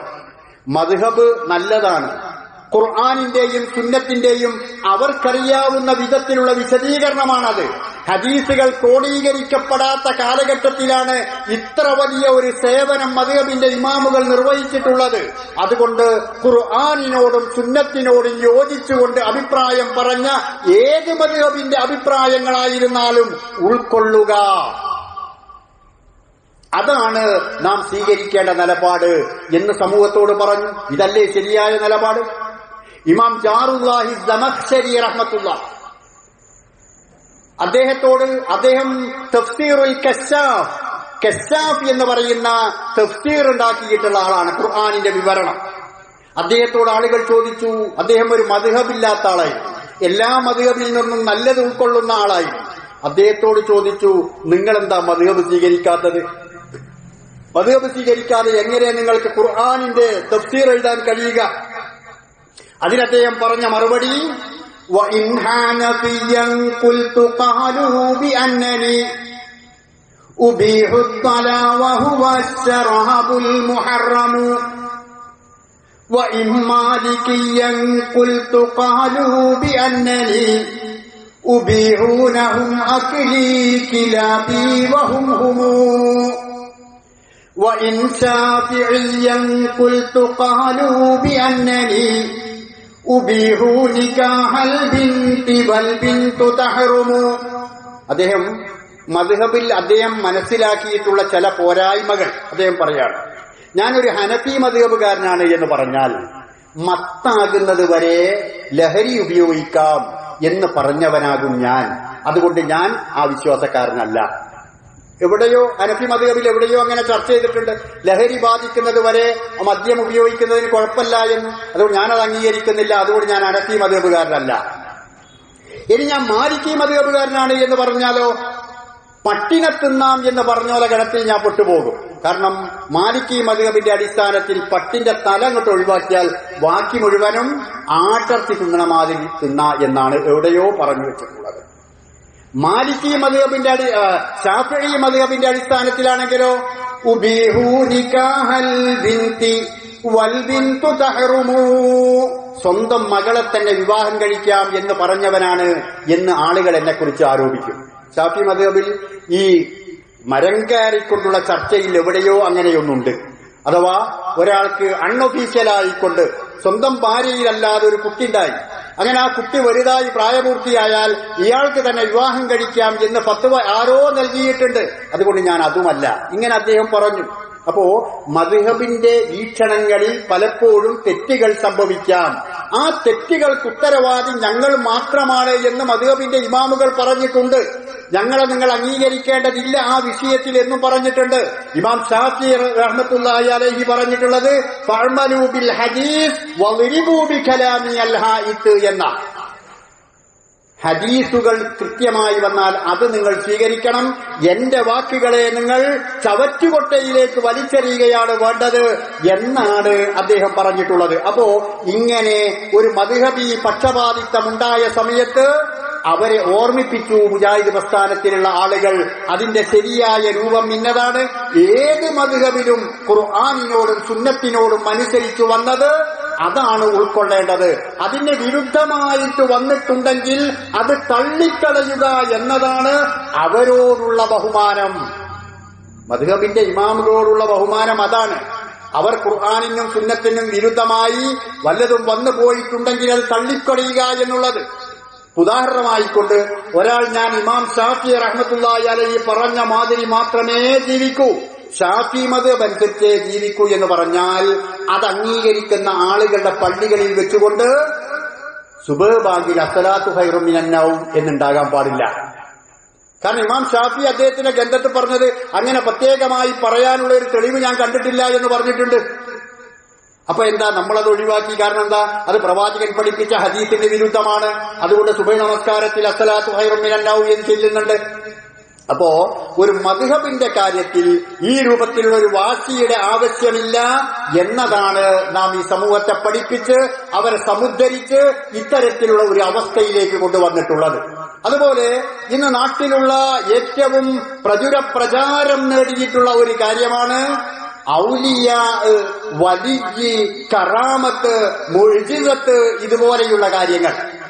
പല മഹാന്മാരായ ആളുകളെ കുറിച്ചും ഇനി മഹാന്മാരല്ലാത്ത ആളുകളെ സംബന്ധിച്ചും പറഞ്ഞ് കാട് കയറിയുള്ള വിശദീകരണങ്ങൾ ഈ കറാമത്തുകളുടെ മേഖലയിൽ നമുക്ക് കാണാവുന്നതാണ്. ചില ആളുകൾ അതിനുവേണ്ടി കച്ച കെട്ടിയിറങ്ങിയിട്ടുണ്ട്. പല ആളുകളുമായി ഇന്റർവ്യൂകൾ നടക്കുന്നുണ്ട്. എന്നിട്ട് അതിനെ സോഷ്യൽ മീഡിയകളിൽ പ്രചരിപ്പിക്കുന്നുണ്ട്. എത്രമാത്രം അബദ്ധ ജടിലങ്ങളായ വിശുദ്ധ ഖുർആനിനെയും പ്രവാചകന്റെ ചര്യയെയും കടലിലേക്ക് വലിച്ചെറിയേണ്ടി വരുന്ന വിധത്തിലുള്ള ഒരുപാട് കാര്യങ്ങൾ കറാമത്തുകൾ എന്ന പേരിൽ പ്രചരിപ്പിക്കപ്പെടുന്നത് നമുക്ക് കാണാവുന്നതാണ്. എന്നാൽ ഔലിയ ഇല്ലേ? ഇങ്ങനെയുള്ള ഒരുപാട് അവസ്ഥകൾ ഉണ്ടായപ്പോ മുജാഹിദ് പ്രസ്ഥാനം ഈ സമൂഹത്തോട് പറഞ്ഞതെന്താ? ഔലിയ ഇല്ല എന്നാണോ പറഞ്ഞത്? കറാമത്തില്ല എന്നാണോ പറഞ്ഞത്? മുഅ്ജിസത്തില്ല എന്നാണോ പറഞ്ഞത്? അല്ല. ഈ പറഞ്ഞതിന്റെ എല്ലാം, നാട്ടിൽ നടക്കുന്ന ഇതിന്റെ ചർച്ചകളുടെ എല്ലാം ഉത്തരമായിക്കൊണ്ട് വിശുദ്ധ ഖുർആനിലെ ഒരായത്ത് മാത്രം സമൂഹമേ നിങ്ങൾ മനസ്സിലാക്കിയാൽ മതി. ഒരൊറ്റ ആയത്ത് മാത്രം മനസ്സിലാക്കിയാൽ ആരാണ് വലിയ ഔലിയ എന്ന് മനസ്സിലാകും, ആരാൾക്കാണ് കറാമത്തുണ്ടാകുന്നത് എന്ന് മനസ്സിലാകും. അതുകൊണ്ട് ആ ആയത്ത് നിങ്ങൾ മനസ്സിലാക്കണം എന്നാണ് മുജാഹിദ് പ്രസ്ഥാനം പറഞ്ഞത്. അലാ ഇന്ന ഔലിയാ അല്ലാഹ് ലാ ഖൗഫുൻ അലൈഹിം വലാ ഹും യഹ്സനൂൻ അല്ലദീന ആമനൂ വകാനൂ യത്തഖൂൻ. അലാ ഇന്ന ഔലിയാ അല്ലാഹ്, അല്ലാഹുവിന്റെ വലിയുകൾ എന്ന് പറയുന്നത് ലാ ഖൗഫുൻ അലൈഹിം വലാ ഹും യഹ്സനൂൻ, അവർക്ക് ഭയപ്പെടേണ്ടതില്ല, ദുഃഖിക്കേണ്ടി വരികയുമില്ല. അവരാരാ? അല്ലദീന ആമനൂ വകാനൂ യത്തഖൂൻ, ശരിയായ വിശ്വാസം ഉൾക്കൊണ്ടവരാണ്, ഈമാനുള്ളവരാണ്, തഖ്വയുള്ളവരാണ്.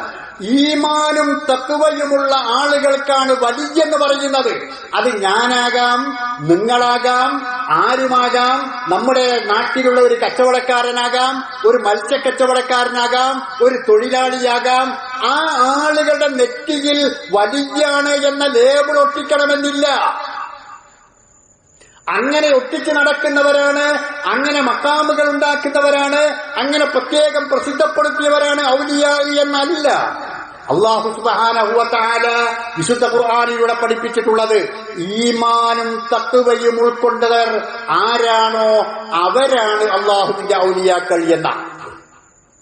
എന്നാൽ നമ്മുടെ നാട്ടിലുള്ള പല ഔലിയാക്കന്മാർ എന്ന് പറയുന്നവരെയും പരിശോധിച്ചു നോക്കാൽ ഈ പറഞ്ഞ രണ്ട് സിഫത്തുണ്ടായിക്കൊള്ളണമെന്നില്ല, ഉള്ളവരുമുണ്ട്.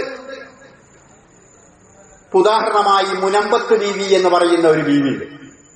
ആ മുനമ്പത്ത് ബീവി കടലിൽ നിന്ന് കരക്കടിഞ്ഞിരുന്ന ഒരു ശവമായിരുന്നു. ആ ശവത്തെയാണ് മറവ് ചെയ്തത്.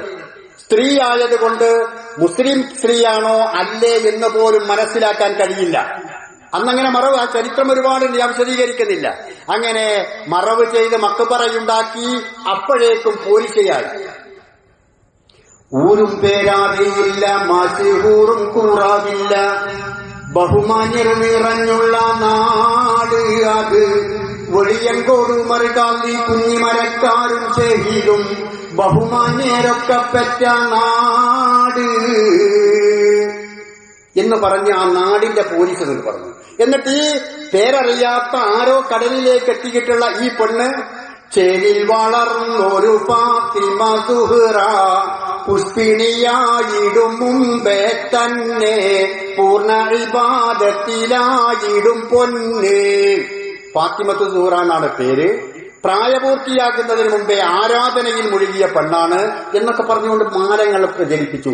ഇന്ന് 10,000-ങ്ങളും ലക്ഷങ്ങളും അവിടെ വരുമാനമാണ്. CM വലിയുള്ള എന്ന് പറയുന്ന മടവൂരിൽ അന്ത്യവിശ്രമം കൊള്ളുന്ന അദ്ദേഹം എന്റെ നാടിന്റെ ഏകദേശം അടുത്തുള്ള പ്രദേശത്തുള്ള ഒരാളാണ്. അദ്ദേഹത്തിന് അവസാന കാലത്ത് സുഖമില്ലായിരുന്നു. അതാരുടെയും കുഴപ്പമല്ല. അദ്ദേഹം നമസ്കരിക്കാത്ത കുറെ കാലഘട്ടം അദ്ദേഹത്തിന് കഴിഞ്ഞുപോയിട്ടുണ്ട്. എന്നിട്ട് ആ ഔലിയ ഇന്ന് CM വലിയുള്ള എന്ന് പറയുന്ന ആ വ്യക്തിക്ക് ഒരുപാട് കറാമത്തുകൾ ഉണ്ടായെന്നും എന്നിട്ട് അതിലേക്ക് ആളുകളെ ക്ഷണിച്ചുകൊണ്ടും പ്രസിദ്ധം ചെയ്യുന്ന പ്രചരിപ്പിക്കുന്ന ആളുകളെ നമുക്ക് കാണാം. മരിച്ചവരെ ജീവിപ്പിച്ചു എന്ന് പറയുന്നു. ഒരു ഭാര്യ തന്റെ ഭർത്താവ് മരണപ്പെട്ട സംഭവം അദ്ദേഹത്തിന്റെ അടുക്കൽ ചെന്നുകൊണ്ട് പറഞ്ഞു എന്ന ആ പറഞ്ഞ സമയത്ത് ആ വിഷമം താങ്ങാതെ അദ്ദേഹം പറഞ്ഞുവത്തെ അയാൾ മരിച്ചിട്ടില്ല. അല്ല, മരിച്ചു. ഡോക്ടർ സർട്ടിഫിക്കറ്റ് നൽകിയതാ. ഡോക്ടർ സർട്ടിഫിക്കറ്റ് നൽകിയിട്ടുണ്ട്. മോർച്ചറിയിലുണ്ട്. ഇപ്പൊ മരിച്ചിട്ട് അവിടെ കിടക്കുകയാണ്. എന്നിട്ട് ആംബുലൻസുമായി കൊണ്ടുവരണം. അങ്ങനെ അദ്ദേഹം അവിടെ ചെന്നപ്പോൾ നേരിട്ട് തന്നെ അനുവാദം പോലും ചോദിക്കാതെ ഗേറ്റ് തുറന്ന് നേരെ അങ്ങോട്ട് എന്നിട്ട് എഴുന്നേറ്റ് വീട്ടിൽ പോടാന്ന് പറഞ്ഞു. അയാൾ അവിടെ എഴുന്നേറ്റ് വീട്ടിൽ പോയിരുന്നു. ഡോക്ടർമാർ മരിച്ചു എന്ന് സർട്ടിഫിക്കറ്റ് നൽകിയിട്ടുള്ള മരിച്ചവരെ ജീവിപ്പിക്കുന്ന വലിയാണ് CM എന്ന് പറയുന്ന മടവൂർ വലി എന്ന് വിശേഷിപ്പിക്കുന്നുണ്ട്. എഴുതാത്ത പരീക്ഷയ്ക്ക് A+ കിട്ടിയിരുന്നു. SSLC പരീക്ഷ കഴിഞ്ഞ് +2 പരീക്ഷ കഴിഞ്ഞ് റിസൾട്ടിന് കാത്തു നിൽക്കുന്ന സമയമാണ് കുട്ടികളൊക്കെ. ഒരു കുട്ടിക്ക് സുഖമില്ലാതെ വളരെ പരീക്ഷ എഴുതണം എന്ന താല്പര്യമുണ്ട്. പക്ഷേ സുഖമില്ലാതെ ഒരു പരീക്ഷ എഴുതാൻ കഴിഞ്ഞില്ല. ആ കുട്ടി ഭയങ്കര വിഷമുണ്ടായി. ഒരു പരീക്ഷ എഴുതാതെ ഇനി ഒരു കൊല്ലം കഴിയുന്നത് വരെ കാത്തു നിൽക്കണമല്ലോ. വല്ലാതെ വിഷമുണ്ടായി. തങ്ങളവരുടെ വലിക്കിന്റെ അടുക്കൽ ചെന്ന് പോയി ഈ ഖേദം പറഞ്ഞപ്പോ പ്രശ്നമല്ല, ജയിക്കൂ എന്ന് റിസൾട്ട് വന്നു. റിസൾട്ട് വന്നപ്പോ എഴുതാത്ത ഈ പരീക്ഷക്കാണ് ഏറ്റവും കൂടുതൽ മാർക്ക്. ഇതൊക്കെ ആളുകൾക്കിടയിൽ സോഷ്യൽ മീഡിയയിലൂടെ പ്രചരിപ്പിക്കപ്പെടുന്ന കാര്യമാണ്. വനത്തിലൂടെ വാഹനത്തിൽ യാത്ര ചെയ്തുകൊണ്ടിരിക്കുകയാണ്.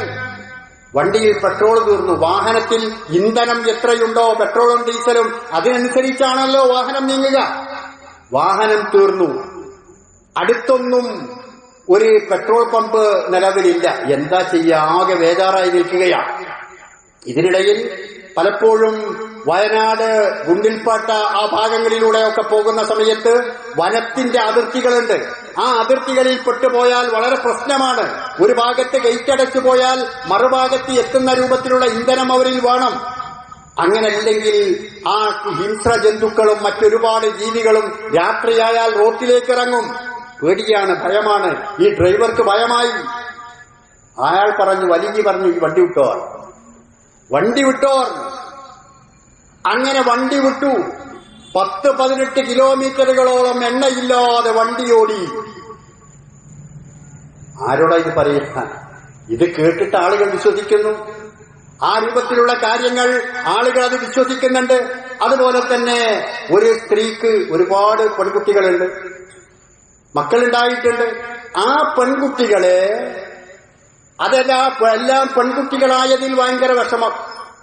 അങ്ങനെ വേറൊരു ആൺകുട്ടി ഉണ്ടായി, അല്ല ഒരു ആൺകുട്ടി ഉണ്ടാകണം എന്ന മോഹമുണ്ടായി. ഞാൻ ഡോക്ടർ അടുക്കൽ പോയി പരിശോധിച്ചു. അവസാനം ആ പറഞ്ഞ കുട്ടി പിറക്കാൻ പോകുന്ന കുട്ടിയും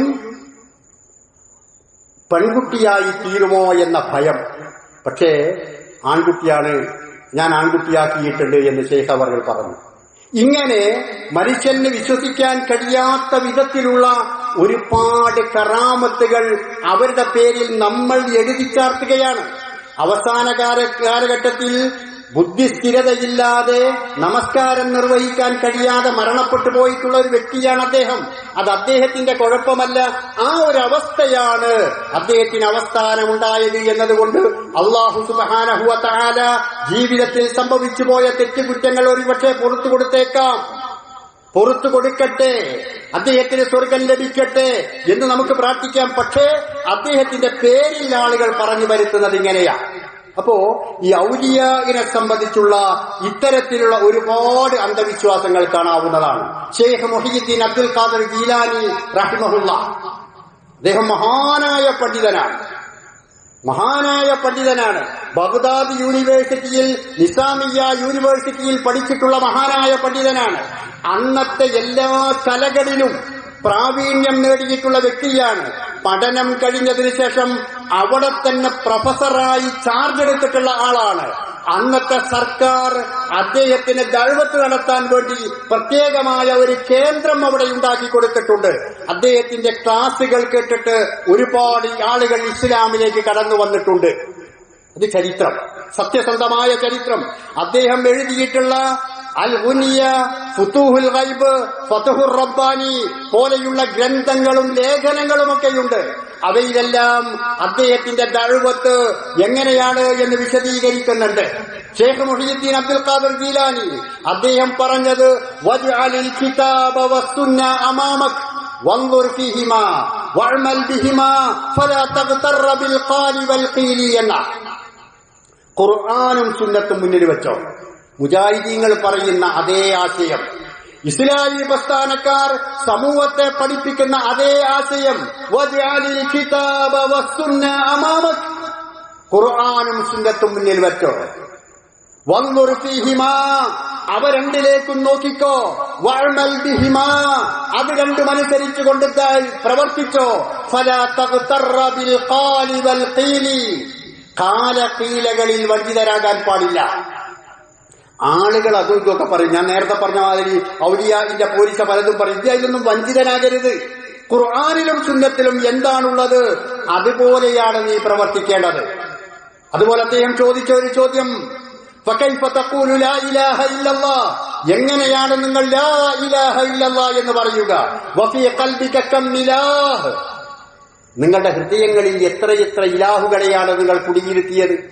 ആ ഇലാഹുകളുടെ അടുക്കലേക്ക് നിങ്ങൾ സമീപിക്കുകയും അവയോട് പ്രാർത്ഥിക്കുകയും അവർക്ക് വേണ്ടി നേർച്ച വഴിപാടുകൾ നടത്തുകയും അഭൗതികമായ രൂപത്തിൽ നിങ്ങൾക്ക് രക്ഷ ലഭിക്കും എന്ന് നിങ്ങൾ ആഗ്രഹിക്കുകയും ചെയ്യുന്ന ഈ ആളുകൾ നിങ്ങളുടെ മനസ്സിലുണ്ടായിരിക്കെ എങ്ങനെയാണ് നിങ്ങൾക്ക് ലാ ഇലാഹ ഇല്ലല്ലാഹ് എന്ന് പറയാൻ കഴിയുക? ഇങ്ങനെയുള്ള മഹത്തായ ദൗത്യം, ഇസ്ലാഹി ദൗത്യം ഈ സമൂഹത്തെ പഠിപ്പിച്ചുള്ള മഹാനായ വ്യക്തിയാണ് ശൈഖ് മുഹയ്യിദ്ദീൻ അബ്ദുൽ ഖാദിർ ജീലാനി.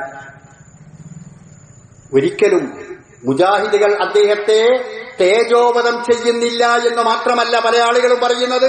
ഈ ശൈഖിനെ, മുഹയ്യിദ്ദീൻ ശൈഖിനെ മുജാഹിദുകൾ തേജോവധം ചെയ്യുന്നു, ഇകഴ്ത്തി കാണിക്കുന്നു എന്നാണ്. ഇല്ല. അങ്ങനെ ആരെങ്കിലും ചെയ്താൽ അതിനെ എതിർക്കുകയാണ് മുജാഹിദുകൾ ചെയ്യുന്നത്. കാരണം അദ്ദേഹത്തെ കുറിച്ച് ആളുകൾ പറഞ്ഞു, വല്ല നീലത്തിനും എന്നെ വീളിപ്പോർക്ക് വായ്പൂടാതുത്തീരം ചെയ്യും ഞാൻ എന്നോവർ എന്ന് അദ്ദേഹം പറഞ്ഞു എന്ന് അദ്ദേഹത്തിന്റെ പേരിൽ ആരോപണം ഉന്നയിച്ചപ്പോ മുജാഹിദുകൾ പറഞ്ഞു, ഇല്ല, അത് അദ്ദേഹം പറയില്ല, അത് അദ്ദേഹം പറഞ്ഞിട്ടില്ല, അദ്ദേഹത്തിന്റെ പേരിൽ കച്ചകെട്ടിയുണ്ടാക്കിയതാണ് എന്ന് സമൂഹത്തോട് മുജാഹിദുകൾ പറഞ്ഞു. കണ്ണിൽ കാണാത്തതും കൽഭാഗത്തുള്ളതും കൺകൊണ്ട് കണ്ട പോൽ കണ്ട് പറഞ്ഞോവരെ. കണ്ണിൽ കാണാത്തതും കൽബിന്റെ അകത്തുള്ളതുമെല്ലാം പറയുന്ന മഹാനവർകളാണ് ശൈഖ് മുഹീദ്ദീൻ അബ്ദുൽ ഖാദിർ ജീലാനി എന്ന് സമൂഹത്തെ പഠിപ്പിച്ചപ്പോ മുജാഹിദുകൾ ഈ സമൂഹത്തോട് പറഞ്ഞു, ഇല്ല, അത് അദ്ദേഹത്തെ തേജോവധം ചെയ്യുന്ന വരിയാണ്, അദ്ദേഹത്തെ ഇകഴ്ത്തുന്ന വരിയാണ്, അദ്ദേഹത്തെ മാനം നഷ്ടപ്പെടുത്തുന്ന വരിയാണ്. അത് പറയരുത് വിശ്വാസി അദ്ദേഹത്തെ. അദ്ദേഹം മഹാനാണ്, ആദരണീയനാണ്, ആദരിക്കപ്പെടേണ്ടവനാണ്, ബഹുമാനിക്കപ്പെടേണ്ടതാണ്. അദ്ദേഹത്തിന്റെ പേരിൽ ഇല്ലാത്ത കഥകൾ പറയാൻ പാടില്ല എന്ന് പറയുകയാണ് മുജാഹിദുകൾ ചെയ്തത്. അല്ലേ? അപ്പോ അതുപോലെ തന്നെ അദ്ദേഹത്തിന്റെ പേരിൽ ഉണ്ടായിട്ടുള്ള ഒരുപാട് കഥകളും മാലകളിൽ പറയുന്ന ഒരുപാട് കാര്യങ്ങൾ കാണാവുന്നതാണ്. മര്യാദയുള്ള കോരി കുട്ടിയെ നൽകണം മന്നാനെ എന്ന് മോളിന്തോവർ. കുട്ടികൾ അള്ളാഹ് ഖുർആനിൽ ആയത്ത് പറഞ്ഞിട്ടുണ്ടല്ലോ, വിവാഹം കഴിഞ്ഞാൽ ചില ആളുകൾക്ക് കുട്ടികൾ ഉണ്ടാകും, ആൺകുട്ടികളാകും, ചില ആളുകൾക്ക് പെൺകുട്ടികളാകും, ചിലർക്ക് ഇടകലർത്തി കൊടുക്കും, ചിലർ വന്ധ്യകളാകും, കുട്ടികൾ ഉണ്ടാകൂല. അങ്ങനെ കുട്ടികൾ ഒരുപാട് കാലം കുട്ടികളില്ലാത്ത ആൾ ദമ്പതികൾ അവിടെ ചെന്ന് അവരോട് പറഞ്ഞു, ഞങ്ങൾ കുട്ടികളില്ല, കുട്ടികൾ വേണം. അതിന് അദ്ദേഹത്തിന്റെ മറുപടിയാൽ മാലയിൽ പറയാ, മര്യാദയുള്ള കോരി കുട്ടിയെ നൽകണം മന്നാനെ എന്ന് മോളിന്തോവർ. അദ്ദേഹം പഠിച്ചവരോട് പ്രാർത്ഥിച്ചു, ഇവർക്ക് കുട്ടികളെ കൊടുക്കണം. അപ്പൊ അവിടെ നിന്നുള്ള മറുപടി, അവർക്ക് ലൗഹിൽ മഹ്ഫൂദിൽ കുട്ടികൾ ഉണ്ടാകും എന്നല്ല എന്നാ രേഖപ്പെടുത്തി. അവർക്ക് കുട്ടികൾ ഉണ്ടാവൂല. അപ്പോ മൊഹീദ്ദീൻ ശൈഖ് പറഞ്ഞു, മറുപടി ലൗഹില്ല അവർക്കില്ല പിള്ളകൾ, മുറുക്കുന്നു 2 കൊടുക്കൂ നീ ദയ്യാനെ, കൊടുക്കാൻ എളുപ്പത്തിലില്ലെങ്കിൽ 3 കൊടുക്കണമങ്ങനെ 7ഓളം വിണ്ടോവർ. അവർക്ക് കുട്ടികളില്ല എന്ന് പഠിച്ചവൻ പറഞ്ഞു, എന്നാ 2 കൊടുക്കുക. ഇല്ലേ 2 ഇല്ല, എന്നാ 3 കൊടുക്കൂ. ഓരോന്നോരോന്ന് കൂട്ടിയാ ചോദിക്കണേ. പഠിച്ചവൻ അവസാനം തോറ്റു എന്നാ മാലയിൽ പറയണത്. അവസാനം പറയുന്നു, 800 മുമ്പായിറയവൻ MP ഞാൻ 7 കൊടുക്കാമാതെന്നോവറ്. 7 ഇല്ലെങ്കിൽ 8 കൊടുക്കുക എന്ന് പറഞ്ഞതിന്റെ മുമ്പായിട്ട് 7 കൊടുത്തോളാന്ന് പഠിച്ചവൻ സമ്മതിച്ചു എന്നാ സമ്മർദ്ദം കൊണ്ട്. ഒറ്റ കുട്ടിയില്ല എന്നുള്ള വിളിച്ചവർക്ക് 7 കുട്ടികളായി കൊടുത്ത്. ഇതൊക്കെയാണ് ഇല്ലാത്ത കഥകൾ അദ്ദേഹത്തിന്റെ പേരിൽ പ്രചരിപ്പിച്ചപ്പോൾ മുജാഹിദുകൾ എതിർത്തിട്ടുണ്ട്. അത് ആ എതിർപ്പിനെ മറികടക്കാൻ വേണ്ടിയിട്ടാണ് മുജാഹിദുകളാണ് ഔലിയാക്കന്മാരെ തേജോവധം ചെയ്യുന്നത് എന്ന് പറയുന്നത്. അവർ സ്വന്ന ബൈത്ത് എന്ന് പറയുന്ന ഒരു ബൈത്തുണ്ട്. അതിൽ ഔലിയായിനെ കുറിച്ച് പറയുന്നത്, മുഹീദ്ദീൻ ശൈഖിനെ കുറിച്ച് പറയുന്നത്, അനാ കുന്തു മഅ നൂഹിൻ ബിഅഅ്ലാ സഫീനത്തിൻ ബിഹാറൻ വതൂഫാനൻ അലാ കഫി ഖുദ്റതി. നൂഹ് നബിയോടൊപ്പം ഞാനുണ്ടായിരുന്നു. നൂഹ് നബി ഏത് കാലത്താണ് ഉണ്ടായത്? ആദം നബി കഴിഞ്ഞതിന് ശേഷം 1ാമത്തെ പ്രബോധക പ്രവാചകനാണ് നൂഹ് നബി. അന്ന് ആ തൂഫാൻ ഉണ്ടായല്ലോ, വെള്ളപ്പൊക്കം. അന്ന് ഞാൻ അവിടെ ഉണ്ടായിരുന്നു. എന്റെ കജ്ജിനടിയിലെ കുതിരത്ത് കൊണ്ടാണ് വെള്ളപ്പൊക്കം ഉണ്ടായതെന്ന് മൊഹീദ്ദീൻ ശൈഖ് പറഞ്ഞു എന്ന് അവർ സ്വന്തം ബൈത്തിൽ. ഇത് വിശ്വസിക്കാൻ മുസ്ലിം സമൂഹത്തിനെ കിട്ടുമോ? അനാ കുന്തു മഅ ഇബ്രാഹീം മുൽഖം ബിനാരിഹി വമാ ബാറദൻ നീറാനു ഇല്ലാ ബിദഅവതി. ഇബ്രാഹിം നബിയോടൊപ്പം ഞാനുണ്ടായിരുന്നു. നമ്രൂദ് രാജൻ അദ്ദേഹത്തെ തീയിലിട്ട ആ സമയത്ത് ഞാൻ പ്രാർത്ഥിച്ചിട്ടാണ് അന്ന് ആ തീ ഇബ്രാഹിം നബിക്ക് തണുപ്പ് രക്ഷയുമായി മാറിയത്. അള്ളാഹ് ഖുർആനിൽ, അപ്പൊ ഖുർആൻ നമ്മൾ വലിച്ചെറിയണം. കാരണം അള്ളാഹ് ഖുർആനിൽ പറഞ്ഞു, ഖുൽനാ യാ നാറു കൂനി ബർദം വസലാമൻ അലാ ഇബ്രാഹിം എന്ന് അള്ളാഹ് ഖുർആനിൽ നമുക്ക് പഠിപ്പിച്ചു തന്നിട്ടുണ്ട്. അപ്പോ ആ രൂപത്തിൽ അല്ലാഹു സുബ്ഹാനഹു വ തആല പഠിപ്പിച്ചു. ഇവിടെ പറയുന്നു ഇങ്ങനെയാണ്, ഇവിടെ പറയുന്ന ഈ രൂപത്തിലാണ് എന്ന്. ഏതാ നമ്മൾ വിശ്വസിക്കേണ്ടത്? അപ്പോ ഔലിയായിനെ സംബന്ധിച്ചുള്ള തെറ്റായ ധാരണ ഇന്നും ഈ സമൂഹത്തിൽ വളരെ കൂടുതലായിട്ടുണ്ട്. ഇന്ന് പള്ളികളിലേക്ക് പോകാൻ പറ്റാത്ത, ഒരു ദീനീ സദസ്സുകളിലേക്ക് വരാൻ പറ്റാത്ത സ്ത്രീകളെ അടക്കം സിയാറത്ത് ടൂർ എന്ന് പറഞ്ഞുകൊണ്ട് കൊണ്ടുപോവുകയാണ്. മമ്പുറം, ഏർവാടി, പുത്തമ്പള്ളി, അജ്മീർ, സിയം മടവൂർ, ഇങ്ങനെ ഓരോ ജാറത്തിന്റെ അടുക്കലേക്ക്. ഞാൻ നേരത്തെ പറഞ്ഞ സിയമിനെ പറ്റി, ആ സിയമിനോട് പറയുകയാണ് ആളുകൾ, കാക്കണം ഞങ്ങളെ ശൈഖോരേ നോക്കണം ഞങ്ങളെ മടവൂരേ, ഉങ്ങള തുണയല്ലാതൊരു തണലും ഞങ്ങൾക്കില്ല പൂങ്കവരേ. ആരോടാ പറയണത്? മടവൂരിനോട്. നിങ്ങളെ തണലേ ഞങ്ങൾക്കുള്ളൂ, നിങ്ങൾ ഞങ്ങളെ കാക്കണട്ടോ. നമ്മളാരോടെ കാക്കാൻ പറയുന്നത്? പഠിച്ചവരോട്. ഖുർആൻ അല്ലാഹ് പറയുന്നു, ഇന്നി തവക്കൽതു അലല്ലാഹി റബ്ബി വറബ്ബിക്കും. ഹൂദ് അലൈഹിസ്സലാത്തു വസ്സലാം പറഞ്ഞതാ, ഞാനിതാ എന്റെയും നിങ്ങളുടെയും റബ്ബായ അള്ളാഹുവിൽ ഞാൻ തവക്കുലാക്കുന്നു. അതുപോലെ വിശ്വാസികളുടെ സ്വഭാവമായി അല്ലാഹ് പറഞ്ഞു, ഇന്നമൽ മുഅ്മിനൂന അല്ലദീന ഇദാ ദുകിറല്ലാഹു വജിലത് ഖുലൂബുഹും വഇദാ തുലിയത് അലൈഹിം ആയാതുഹു സാദതുഹും ഈമാനാ വഅലാ റബ്ബിഹിം യതവക്കലൂൻ. പടച്ചോനെയാണ് ഓരോ കാര്യങ്ങളൊക്കെ ഏൽപ്പിക്കുക. ഇവിടെ ഏൽപ്പിക്കുന്നത് ആരാ? മടവൂരിനെ ഏൽപ്പിക്കണം. ഇതിന്റെ കാര്യമൊക്കെ നോക്കണേ, നിങ്ങളില്ലെങ്കിൽ നമ്മളെ കാര്യം കഴിഞ്ഞതാണ് എന്ന് പറഞ്ഞുകൊണ്ട് ആ മടവൂരിന്റെ പോലീസിയായിക്കൊണ്ട് പറയുകയാണ്. അതുപോലെ മറ്റൊരു പോലീസ നോക്കൂ നിങ്ങൾ. ആലത്തില്ലോളി മങ്ങും കാതറ് കത്തിത്തെളിഞ്ഞുള്ള സുൽത്താനുൽ ആരിഫായ നൂറേ ശൈഖേ, ആശികൾ കാരം നീട്ടിക്കാരുഹക്കായിരക്കുന്നു സയ്യിദി ഹിയം കുത്തുബോരേ. നമ്മൾ ഉണ്ടാക്കിയതല്ല, മുജാഹിദുകൾ ഉണ്ടാക്കിയതല്ല. ഈ ഔലിയാവിനെ സംബന്ധിച്ചുള്ള തെറ്റിദ്ധാരണ ഇത് പറഞ്ഞു കൊടുത്താൽ ആളുകൾ ഇത് വിഴുങ്ങും. എന്നിട്ട് അവിടേക്ക് ആളുകൾ ഒഴുകും. ലക്ഷങ്ങളും കോടികളും അവിടെ നിന്ന് ഉണ്ടാക്കാൻ കഴിയും എന്ന് മനസ്സിലാക്കിക്കൊണ്ട് അവർ അതിലേക്ക് ആളുകളെ ക്ഷണിക്കുകയാണ്. അങ്ങനെ അവിടുന്ന് പറയുന്നത്, ഞങ്ങൾക്ക് ആളുകൾ തങ്ങളോട് പാപങ്ങൾ പുറത്തു കിട്ടാൻ പറഞ്ഞാൽ ആ പാപങ്ങൾ പുറത്തു കൊടുക്കണമേ. അഹദിന്റെ ആരെന്നെല്ലാം മുറ പോലെ നടത്തിയ അരിമുല്ല മലറി വീശുന്നോരേ, എന്റെ അകമിയ മറിയുന്ന അവിടന്ന് തുണച്ചിടാൻ കേഴുന്നു അബ്ദുൽ ഖാദിറോരേ. ആരോട്? CM അബ്ദുൽ ഖാദർ. അദ്ദേഹത്തിന്റെ പേര് അബ്ദുൽ ഖാദർ എന്ന. അദ്ദേഹത്തോട് എന്റെ ഉള്ളും പുറവും ഒക്കെ അറിയുന്ന നിങ്ങളാണല്ലോ എന്ന് പറഞ്ഞുകൊണ്ട് ഇവിടെ വെച്ചുകൊണ്ട് കേഴുകയാണ്. എന്തൊരു അബദ്ധ വിശ്വാസമാണ്. അപ്പോ ഔലിയ ഉണ്ടെന്നാണ് മുജാഹിദുകൾ പഠിപ്പിക്കുന്നത്. അവർ ഈമാനുള്ളവരാണ്, അവർ തഖ്വയുള്ളവരാണ്, അവർ ലേബിള് വെച്ച് നടക്കേണ്ടവരല്ല. അവരിൽ വല്ല കറാമത്തുകളും ഉണ്ടായാൽ അത് ആളുകൾക്ക് അത് വീതിച്ചു കൊടുക്കേണ്ടവരല്ല. ഉണ്ടെങ്കിൽ തന്നെ ഇമാം ഷാഫിഈ റഹ്മത്തുള്ളാഹി അലൈഹി പറഞ്ഞതുപോലെ അവർ മറച്ചു വെക്കേണ്ടവരാണ് എന്നതൊക്കെയാണ് പഠിപ്പിക്കുന്നത്. കുറെയൊക്കെ ആളുകൾക്ക് ഇത് മനസ്സിലായി. ചില ആളുകൾ മുജാഹിദായപ്പോൾ ഇസ്ലാഹി പ്രസ്ഥാനത്തിലേക്ക് കടന്നു വന്നപ്പോ അവർ പ്രതികരിച്ചിട്ടുള്ള കാര്യങ്ങളും ഇതാണ്. അഥവാ ഞങ്ങൾ ഇന്ന കാര്യത്തെക്കുറിച്ച് കേട്ടപ്പോ ഞാൻ വായിച്ചു നോക്കി, ശരിയാണോ എന്നറിയാൻ വേണ്ടിയിട്ട് ഞാൻ അന്വേഷണം നടത്തി. നോക്കിയപ്പോ ഒരു മാല ഞാൻ വായിച്ചു. ആ മാല ഞാൻ വായിച്ച് ഖുർആനുമായി ഞാൻ പഠിച്ച ചരിത്രവുമായൊക്കെ തുലനം ചെയ്ത് അതിലാദ്യം എഴുതിയ ഒരു ബിസ്മിയുണ്ട്, അത് മാത്രമേ ശരിയുള്ളൂ, വേറുള്ളതൊന്നും ശരിയല്ല എന്ന് മനസ്സിലായി. അതുകൊണ്ട് ഞാൻ ഇസ്ലാഹി പ്രസ്ഥാനത്തിലേക്ക് പ്രവേശിച്ചു. ആദ്യം എഴുതിയ ഒരു ബിസ്മില്ലാഹിർ റഹ്മാൻ റഹീം, അത് മാത്രമേ ശരിയായി കണ്ടിട്ടുള്ളൂ എന്ന്. ഇതാണ് അതിന്റെ ശരിയായ അവസ്ഥ. അതുകൊണ്ട് ആ രംഗത്തു നിന്നും മുജാഹിദ് പ്രസ്ഥാനം ഈ സമൂഹത്തെ മാറ്റിക്കൊണ്ടുവരാൻ, യഥാർത്ഥ ഖുർആനിന്റെയും സുന്നത്തിന്റെയും അനുയായികളാക്കി മാറ്റാൻ അതിലുള്ള വലിയുകളാകണം നമ്മൾ ഓരോരുത്തരും എന്ന് പറയാൻ ഈ സമൂഹത്തിനോട് ഉത്ബോധനം നടത്തുന്നു, നവോത്ഥാന പ്രവർത്തനങ്ങൾ നടത്തുന്നു. അതുപോലെ നോക്കൂ നിങ്ങൾ, ഇവിടെ ഒരുപാട് സമുദായങ്ങളുണ്ട്, സമൂഹങ്ങൾ തന്നെയുണ്ട്. ആ മതസമൂഹങ്ങളിലൊക്കെ ചിലപ്പോ ജീവിച്ചിരിക്കുന്ന സമയത്ത് അവരെ സമീപിക്കുന്ന ആളുകളുണ്ട്.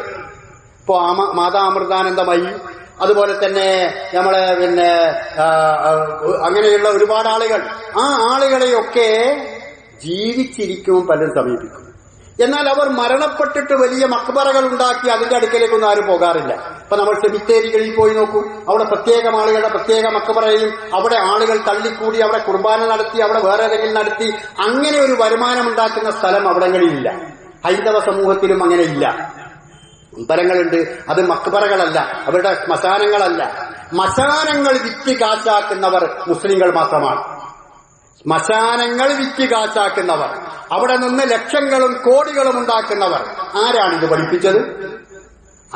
പഠിപ്പിച്ചത്? റസൂലുള്ള പറഞ്ഞിട്ടുള്ളത് നിങ്ങൾ എന്നിലേക്ക് നോക്കണം എന്നാണ്. അല്ലെങ്കിൽ എന്റെ ഖുലഫാഉർ റാഷിദുകളിലേക്ക് നോക്കണം എന്നാണ്, അല്ലെങ്കിൽ ഉത്തമമായ നൂറ്റാണ്ടുകളിലേക്ക് നോക്കണം എന്നാണ്. അവിടങ്ങളിലൊന്നുമില്ലാത്ത ഒരു ആചാരം അരച്ചാൻ മുകളിനേക്കാൾ അധികം ഖബറുകളെ ഉയർത്തുക എന്നുള്ളത്.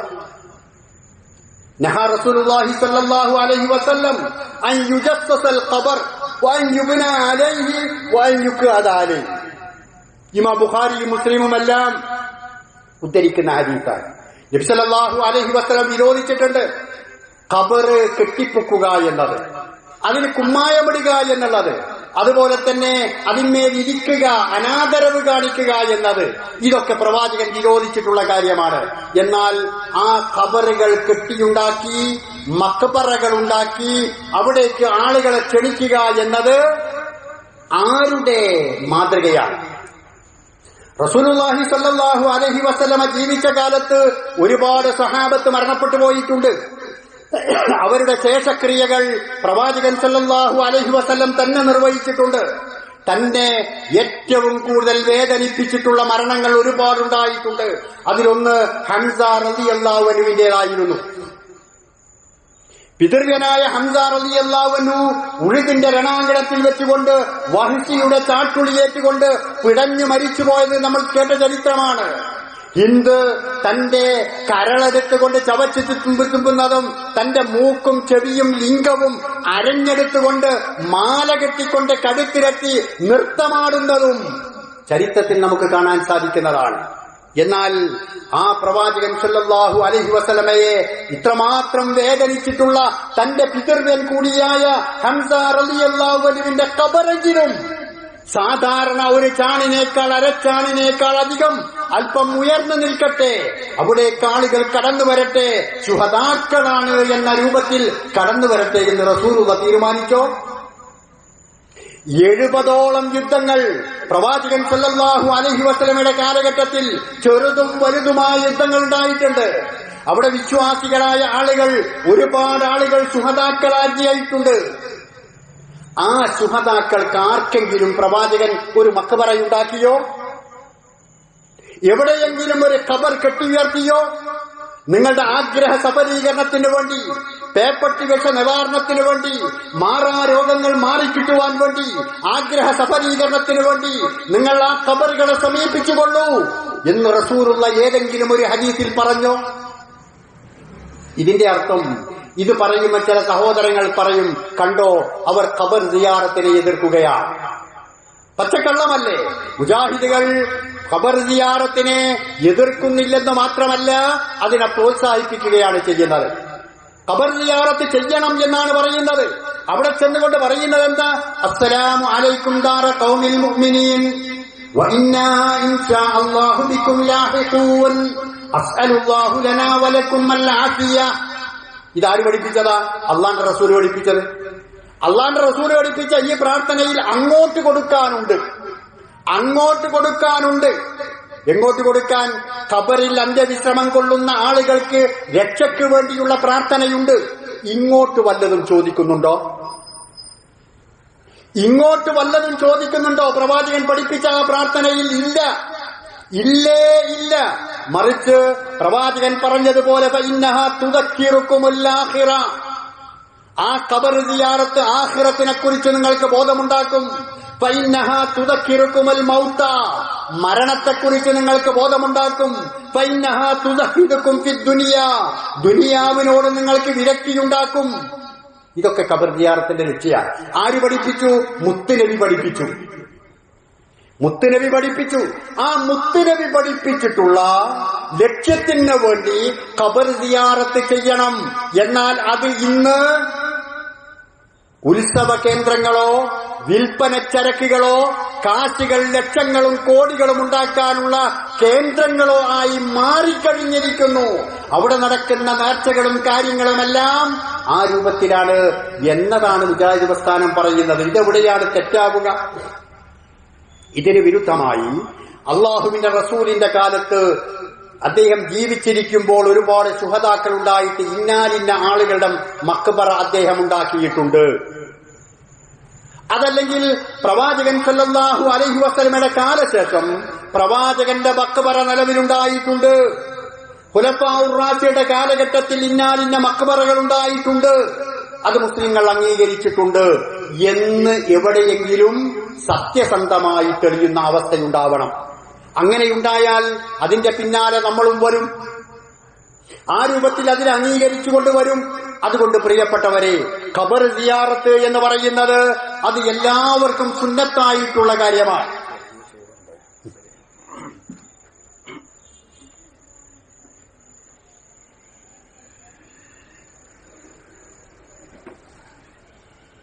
ഖബർ സിയാറത്ത് എന്ന് പറയുന്നത് എല്ലാവർക്കും മുസ്ലിങ്ങൾക്കൊക്കെ സുന്നത്തുള്ള കാര്യമാണ്. അത് നമുക്ക് മരണത്തെക്കുറിച്ചുള്ള ഓർമ്മയുണ്ടാക്കാനാണ്, ആഖിറത്തിനെക്കുറിച്ചുള്ള ബോധമുണ്ടാക്കാനാണ്, ദുനിയാവിനോടൊരു വിരക്തിയുണ്ടാകുവാൻ വേണ്ടിയിട്ടാണ് എന്ന് റസൂലുള്ള പഠിപ്പിച്ച കാര്യത്തിന് വേണ്ടി ഏത് ഖബറും സിയാറത്ത് ചെയ്യാം. അത് ഏറ്റവും നല്ലത് അവനാന്റെ പള്ളിന്റെ അടുത്തുള്ള മാതാപിതാക്കളെയൊക്കെ അടക്കം ചെയ്തിട്ടുള്ള ഖബറുകൾ അത് സിയാറത്ത് ചെയ്യുന്നതാണ്. ഏതെങ്കിലും ദൂരെയുള്ള ഖബറുകൾ സിയാറത്ത് ചെയ്താൽ പുണ്യം അധികം കിട്ടുമെന്ന് റസൂലുള്ള പഠിപ്പിച്ചിട്ടുണ്ടോ?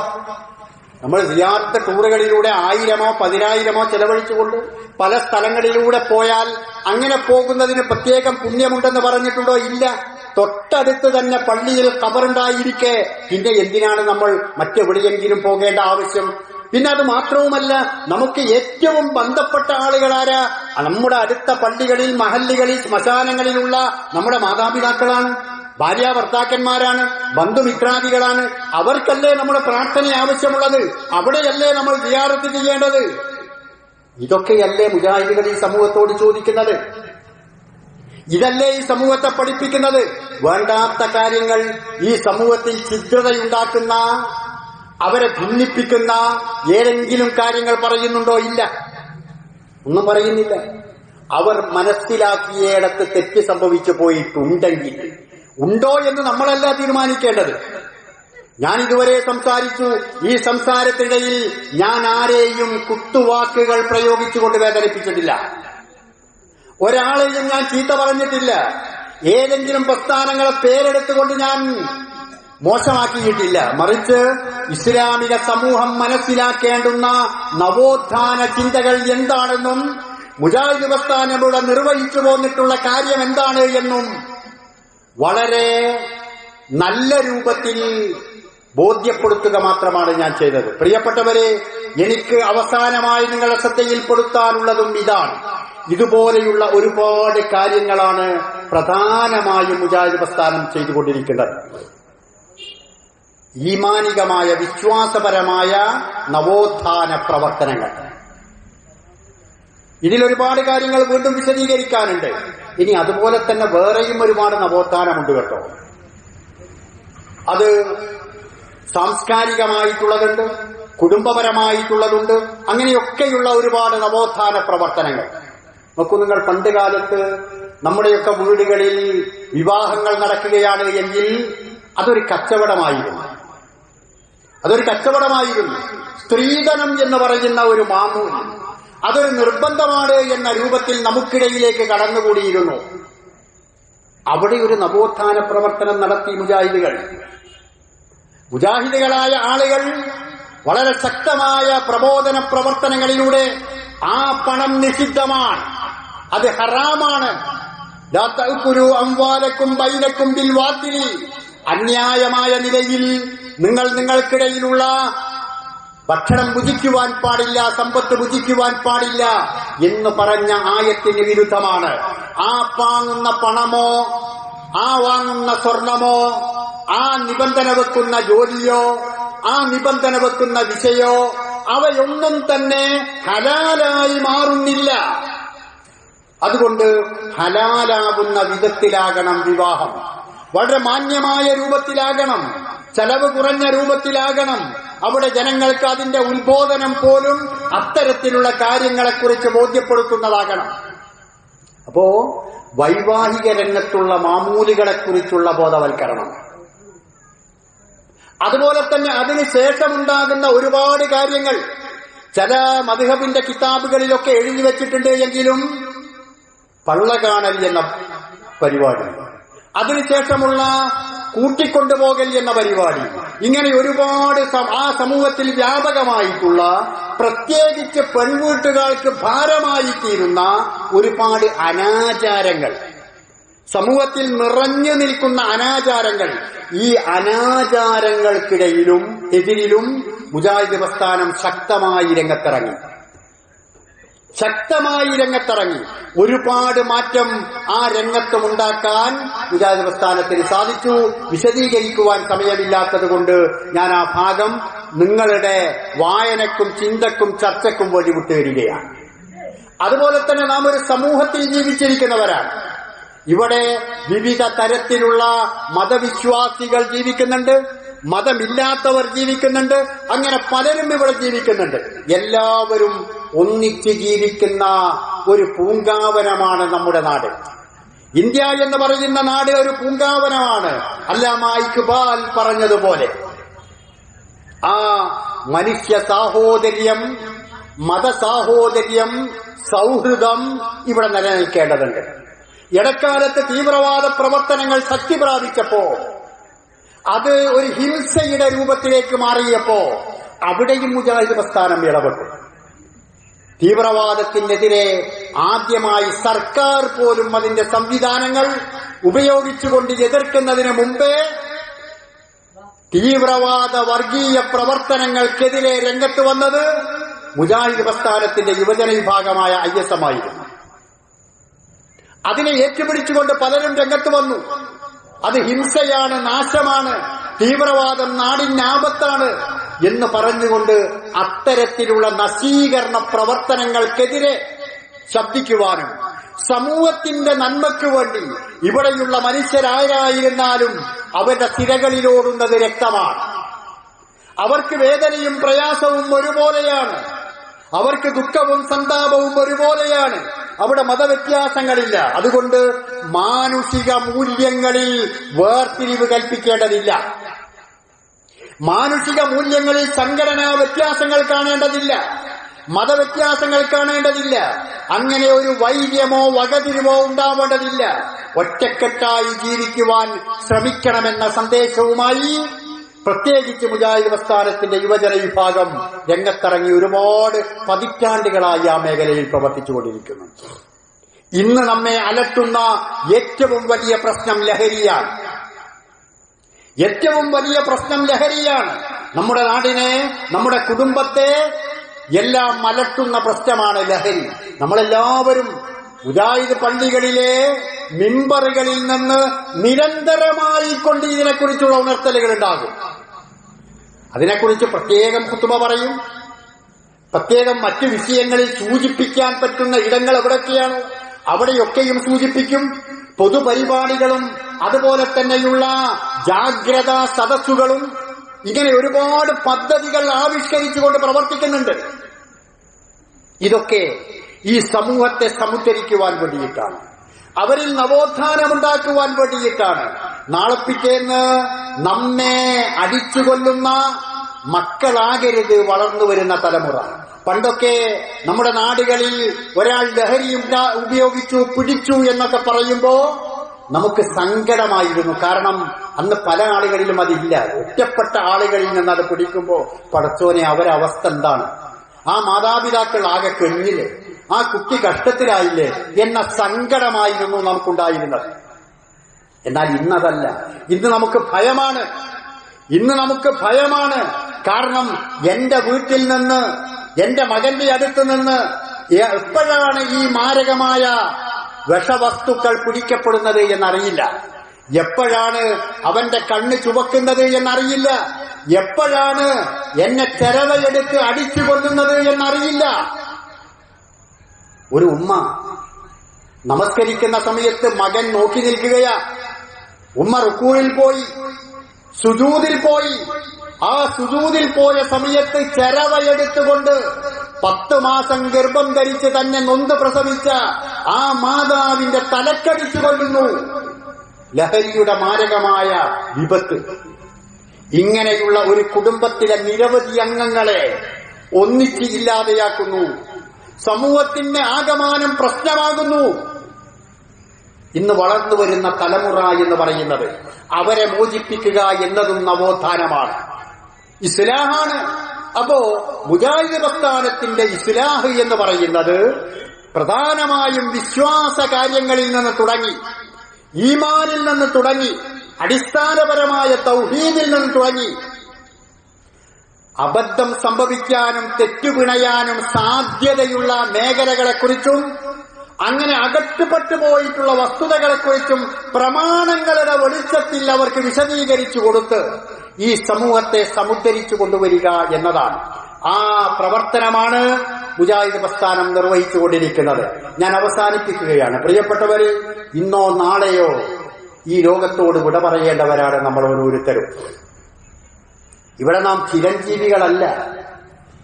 എത്ര നിമിഷങ്ങളാണ് നമുക്ക് ഇവിടെ നിശ്ചയിക്കപ്പെട്ടത് എന്നറിയില്ല, എത്ര മണിക്കൂറുകളാണ് ഇവിടെയുള്ളത് എന്നറിയില്ല. എന്നാൽ നമുക്ക് നിശ്ചയിക്കപ്പെട്ടതിനേക്കാൾ ഒരു ശ്വാസമെങ്കിലും അധികമെടുക്കാൻ നമുക്ക് കഴിയില്ല. എപ്പോൾ നമ്മൾ ഈ ദുനിയാവിൽ നിന്ന് യാത്ര പോയാലും അള്ളാഹുവിന്റെ അടുക്കലേക്ക് നാം പോകുന്നത് ചിരിച്ചുകൊണ്ടാകണം, സന്തോഷിച്ചുകൊണ്ടാകണം. മലക്കുകൾ നമ്മെ സ്വീകരിക്കുന്നത് വളരെ സന്തോഷകരമായ അവസ്ഥയിലാകണം. ഖുർആൻ പറഞ്ഞ രൂപത്തിൽ യാ അയ്യതുഹൻ നഫ്സുൽ മുത്മഇന്ന ഇർജിഇ ഇലാ റബ്ബികി റാദിയതൻ മർദിയ ഫദ്ഖുലി ഫീ ഇബാദി വദ്ഖുലി ജന്നതി. ഓ സമാധാനം പൂണ്ട ആത്മാവേ, നീ നിന്റെ നാഥന്റെ സന്നിധിയിലേക്ക് സ്വയം തൃപ്തിപ്പെട്ടും തൃപ്തി ലഭിച്ചും മടങ്ങിച്ചെല്ലുക. എന്നിട്ട് എന്റെ ദാസന്മാരുടെ കൂട്ടത്തിൽ പ്രവേശിക്കുക, എന്റെ സ്വർഗത്തിന്റെ അനുഭൂതികൾ ആസ്വദിക്കാൻ തുടങ്ങുക എന്ന് പറയുന്ന വിധത്തിൽ ഈ ദുനിയാവിൽ നിന്ന് യാത്ര പറയാൻ നമുക്ക് കഴിയണം. അതിന് സൗകര്യപ്പെടുന്ന വിധത്തിൽ നമ്മുടെ വിശ്വാസത്തെയും കർമ്മങ്ങളെയും നാം ശരിപ്പെടുത്തുക. ഞാൻ ആദ്യം ഓതിവെച്ച ആയത്ത് وَمَنْ يُشَاقِقِ الرَّسُولَ مِنْ بَعْدِ مَا تَبَيَّنَ لَهُ الْهُدَى وَيَتَّبِعْ غَيْرَ سَبِيلِ الْمُؤْمِنِينَ. ആരെങ്കിലും അള്ളാഹുവും അവന്റെ റസൂലും പഠിപ്പിച്ചതിന് എതിര് നിന്നാൽ, അതിനൊരു മത്സരബുദ്ധിയോടുകൂടി എതിര് നിന്നാൽ, ആ സത്യം വെളിവായി വന്നതിന് ശേഷം അത് പ്രമാണബദ്ധമായി തെളിഞ്ഞു കിട്ടിയിട്ടും അങ്ങനെ നിന്നാൽ പടച്ചോ സ്വീകരിക്കുന്ന ഒരു വഴിയുണ്ട്. നുവല്ലിഹീമാ തവല്ല, ഓ തിരിഞ്ഞോടത്തേക്ക് തന്നെ അങ്ങ് നിരിച്ചു കളയും. അതെന്നെ നല്ലത് എന്നങ്ങ് തോന്നിപ്പിച്ചാളും. അവന്റെ ഹൃദയത്തിൽ അല്ല സീലടിക്കും. അങ്ങനെ അവൻ വരുസുരീഹി ജഹന്നം, നരകത്തിൽ അവൻ കിടന്നരിയും. വസാഅത്ത് മസീറ, എത്ര മോശപ്പെട്ട മടക്കസ്ഥലമാണത്. ഗൗരവത്തോടുകൂടി നാം ആലോചിക്കേണ്ട വിശുദ്ധ ഖുർആനിന്റെ വചനമാണ്. സൂറത്ത് ത്വാഹയിൽ അല്ലാഹു പറയുന്ന ഒരു വചനം, വമൻ അഅറള അൻ ദിക്രി ഫഇന്ന ലഹു മഈശതൻ ലൻക. നമ്മുടെ ഉത്ബോധനത്തിൽ നിന്ന് ആരെങ്കിലും പിന്തിരിഞ്ഞു കളഞ്ഞാൽ, ഇതുവരെ ഞാൻ പറഞ്ഞ കാര്യങ്ങൾക്ക് വിശുദ്ധ ഖുർആനിൽ നിന്ന്, പ്രവാചക ചര്യയിൽ നിന്ന്, ഇസ്ലാമിക ചരിത്രത്തിൽ നിന്ന് പ്രമാണങ്ങളോട് കൂടിയിട്ടാണ് ഞാൻ സംസാരിച്ചിട്ടുള്ളത്. ഇങ്ങനെയൊക്കെ കേട്ടിട്ടും ഇതൊക്കെ സാധാരണ അവരൊക്കെ പറയുന്നതാണ്, അത് പറഞ്ഞു കഴിഞ്ഞു എന്ന ഒരു ചിന്ത. വമൻ അഅറള അൻ ദിക്രി, നമ്മുടെ ഉത്ബോധനത്തിൽ നിന്ന് ആരെങ്കിലും പിന്തിരിഞ്ഞു കളഞ്ഞാൽ ഫഇന്ന ലഹു മഈശതൻ ലൻക, അതിദുസ്സഹമായ ഒരു ജീവിതമാണ് അവർക്ക് വന്നു ഭവിക്കാനുള്ളത്. വനഹ്ശുറുഹു യൗമൽ ഖിയാമത്തി അഅ്മാ, അല്ലാഹുവിന്റെ അടുക്കൽ അന്ധരായിട്ടാണ് അത്തരത്തിലുള്ള ആളുകളെ ഒരുമിച്ച് കൂട്ടുക. ഖാല റബ്ബി ലിമ ഹശർതനി അഅ്മാ വഖദ് കുൻതു ബസീറ.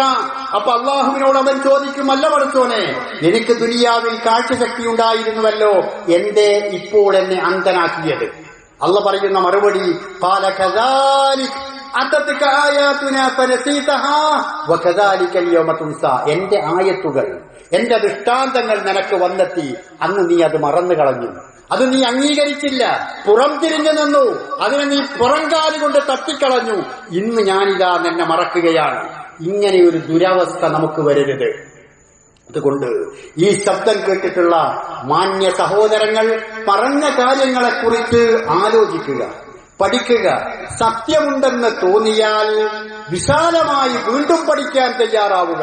നമുക്ക് വാശിയില്ല, നമുക്ക് വൈരാഗ്യമില്ല.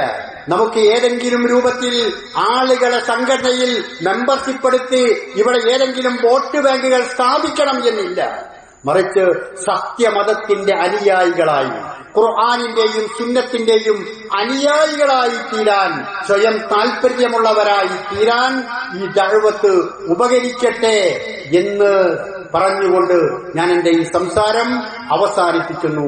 സർവാധിനാഥനായ തമ്പുരാനെ സത്യം സത്യമായി മനസ്സിലാക്കുവാനും അതനുസരിച്ചുകൊണ്ട് ജീവിക്കുവാനും ഞങ്ങൾക്കെല്ലാവർക്കും നീ തൗഫീഖ് നൽകണമേ റഹ്മാനെ. അല്ലാഹുവേ, വിശുദ്ധ ഖുർആനും പ്രവാചക ചര്യയും ജീവിതത്തിന്റെ മുഖമുദ്രയായി അംഗീകരിച്ചുകൊണ്ട് അതിനെതിരിൽ വരുന്ന എല്ലാ അന്ധവിശ്വാസങ്ങളെയും അനാചാരങ്ങളെയും കയ്യൊഴിക്കുവാനുള്ള തന്റേടം ഞങ്ങൾക്കെല്ലാവർക്കും നീ നൽകണമേ റഹ്മാനെ. അല്ലാഹുവേ, ഞങ്ങൾ ചെയ്തുപോയ എല്ലാ തെറ്റുകുറ്റങ്ങളും ഞങ്ങൾക്കെല്ലാവർക്കും നീ പുറത്ത് മാപ്പാക്കി തരണമേ തമ്പുരാനെ. അല്ലാഹുവേ, ഞങ്ങളെക്കാൾ ഞങ്ങൾക്ക് പ്രാർത്ഥിക്കുവാനുള്ളത് ഞങ്ങളുടെ മാതാപിതാക്കൾക്കാണ്. അല്ലാഹുവേ, ഞങ്ങളുടെ മാതാപിതാക്കൾ മരണപ്പെട്ടു പോയവരാണെങ്കിൽ അവർക്ക് മഗ്ഫിറത്തും മർഹമത്തും നൽകി അനുഗ്രഹിക്കണമേ തമ്പുരാനെ. അവരുടെ ഖബറുകളെ നീ വിശാലമാക്കി കൊടുക്കണമേ റഹ്മാനെ. സ്വർഗത്തിൽ നിന്നുള്ള ഒരു കവാടം അവരുടെ ഖബറിലേക്ക് നീ തുറന്നു കൊടുക്കണമേ റഹ്മാനെ.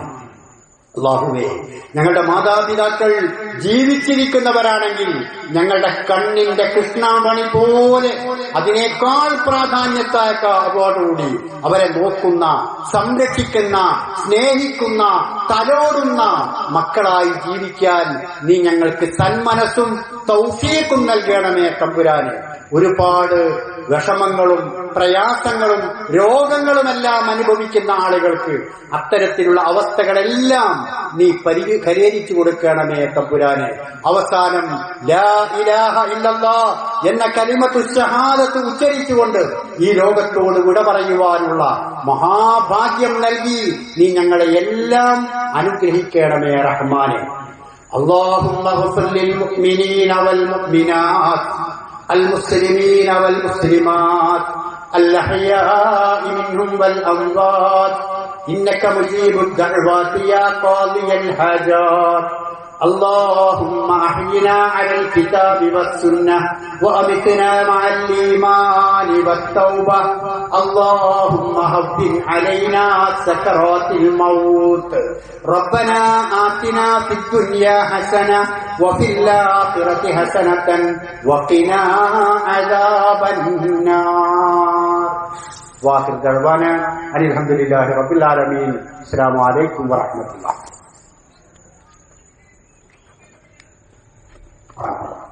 അസ്സലാമു അലൈക്കും വറഹ്മത്തുള്ളാഹി. വളരെ ഹൃദ്യമായ രൂപത്തിൽ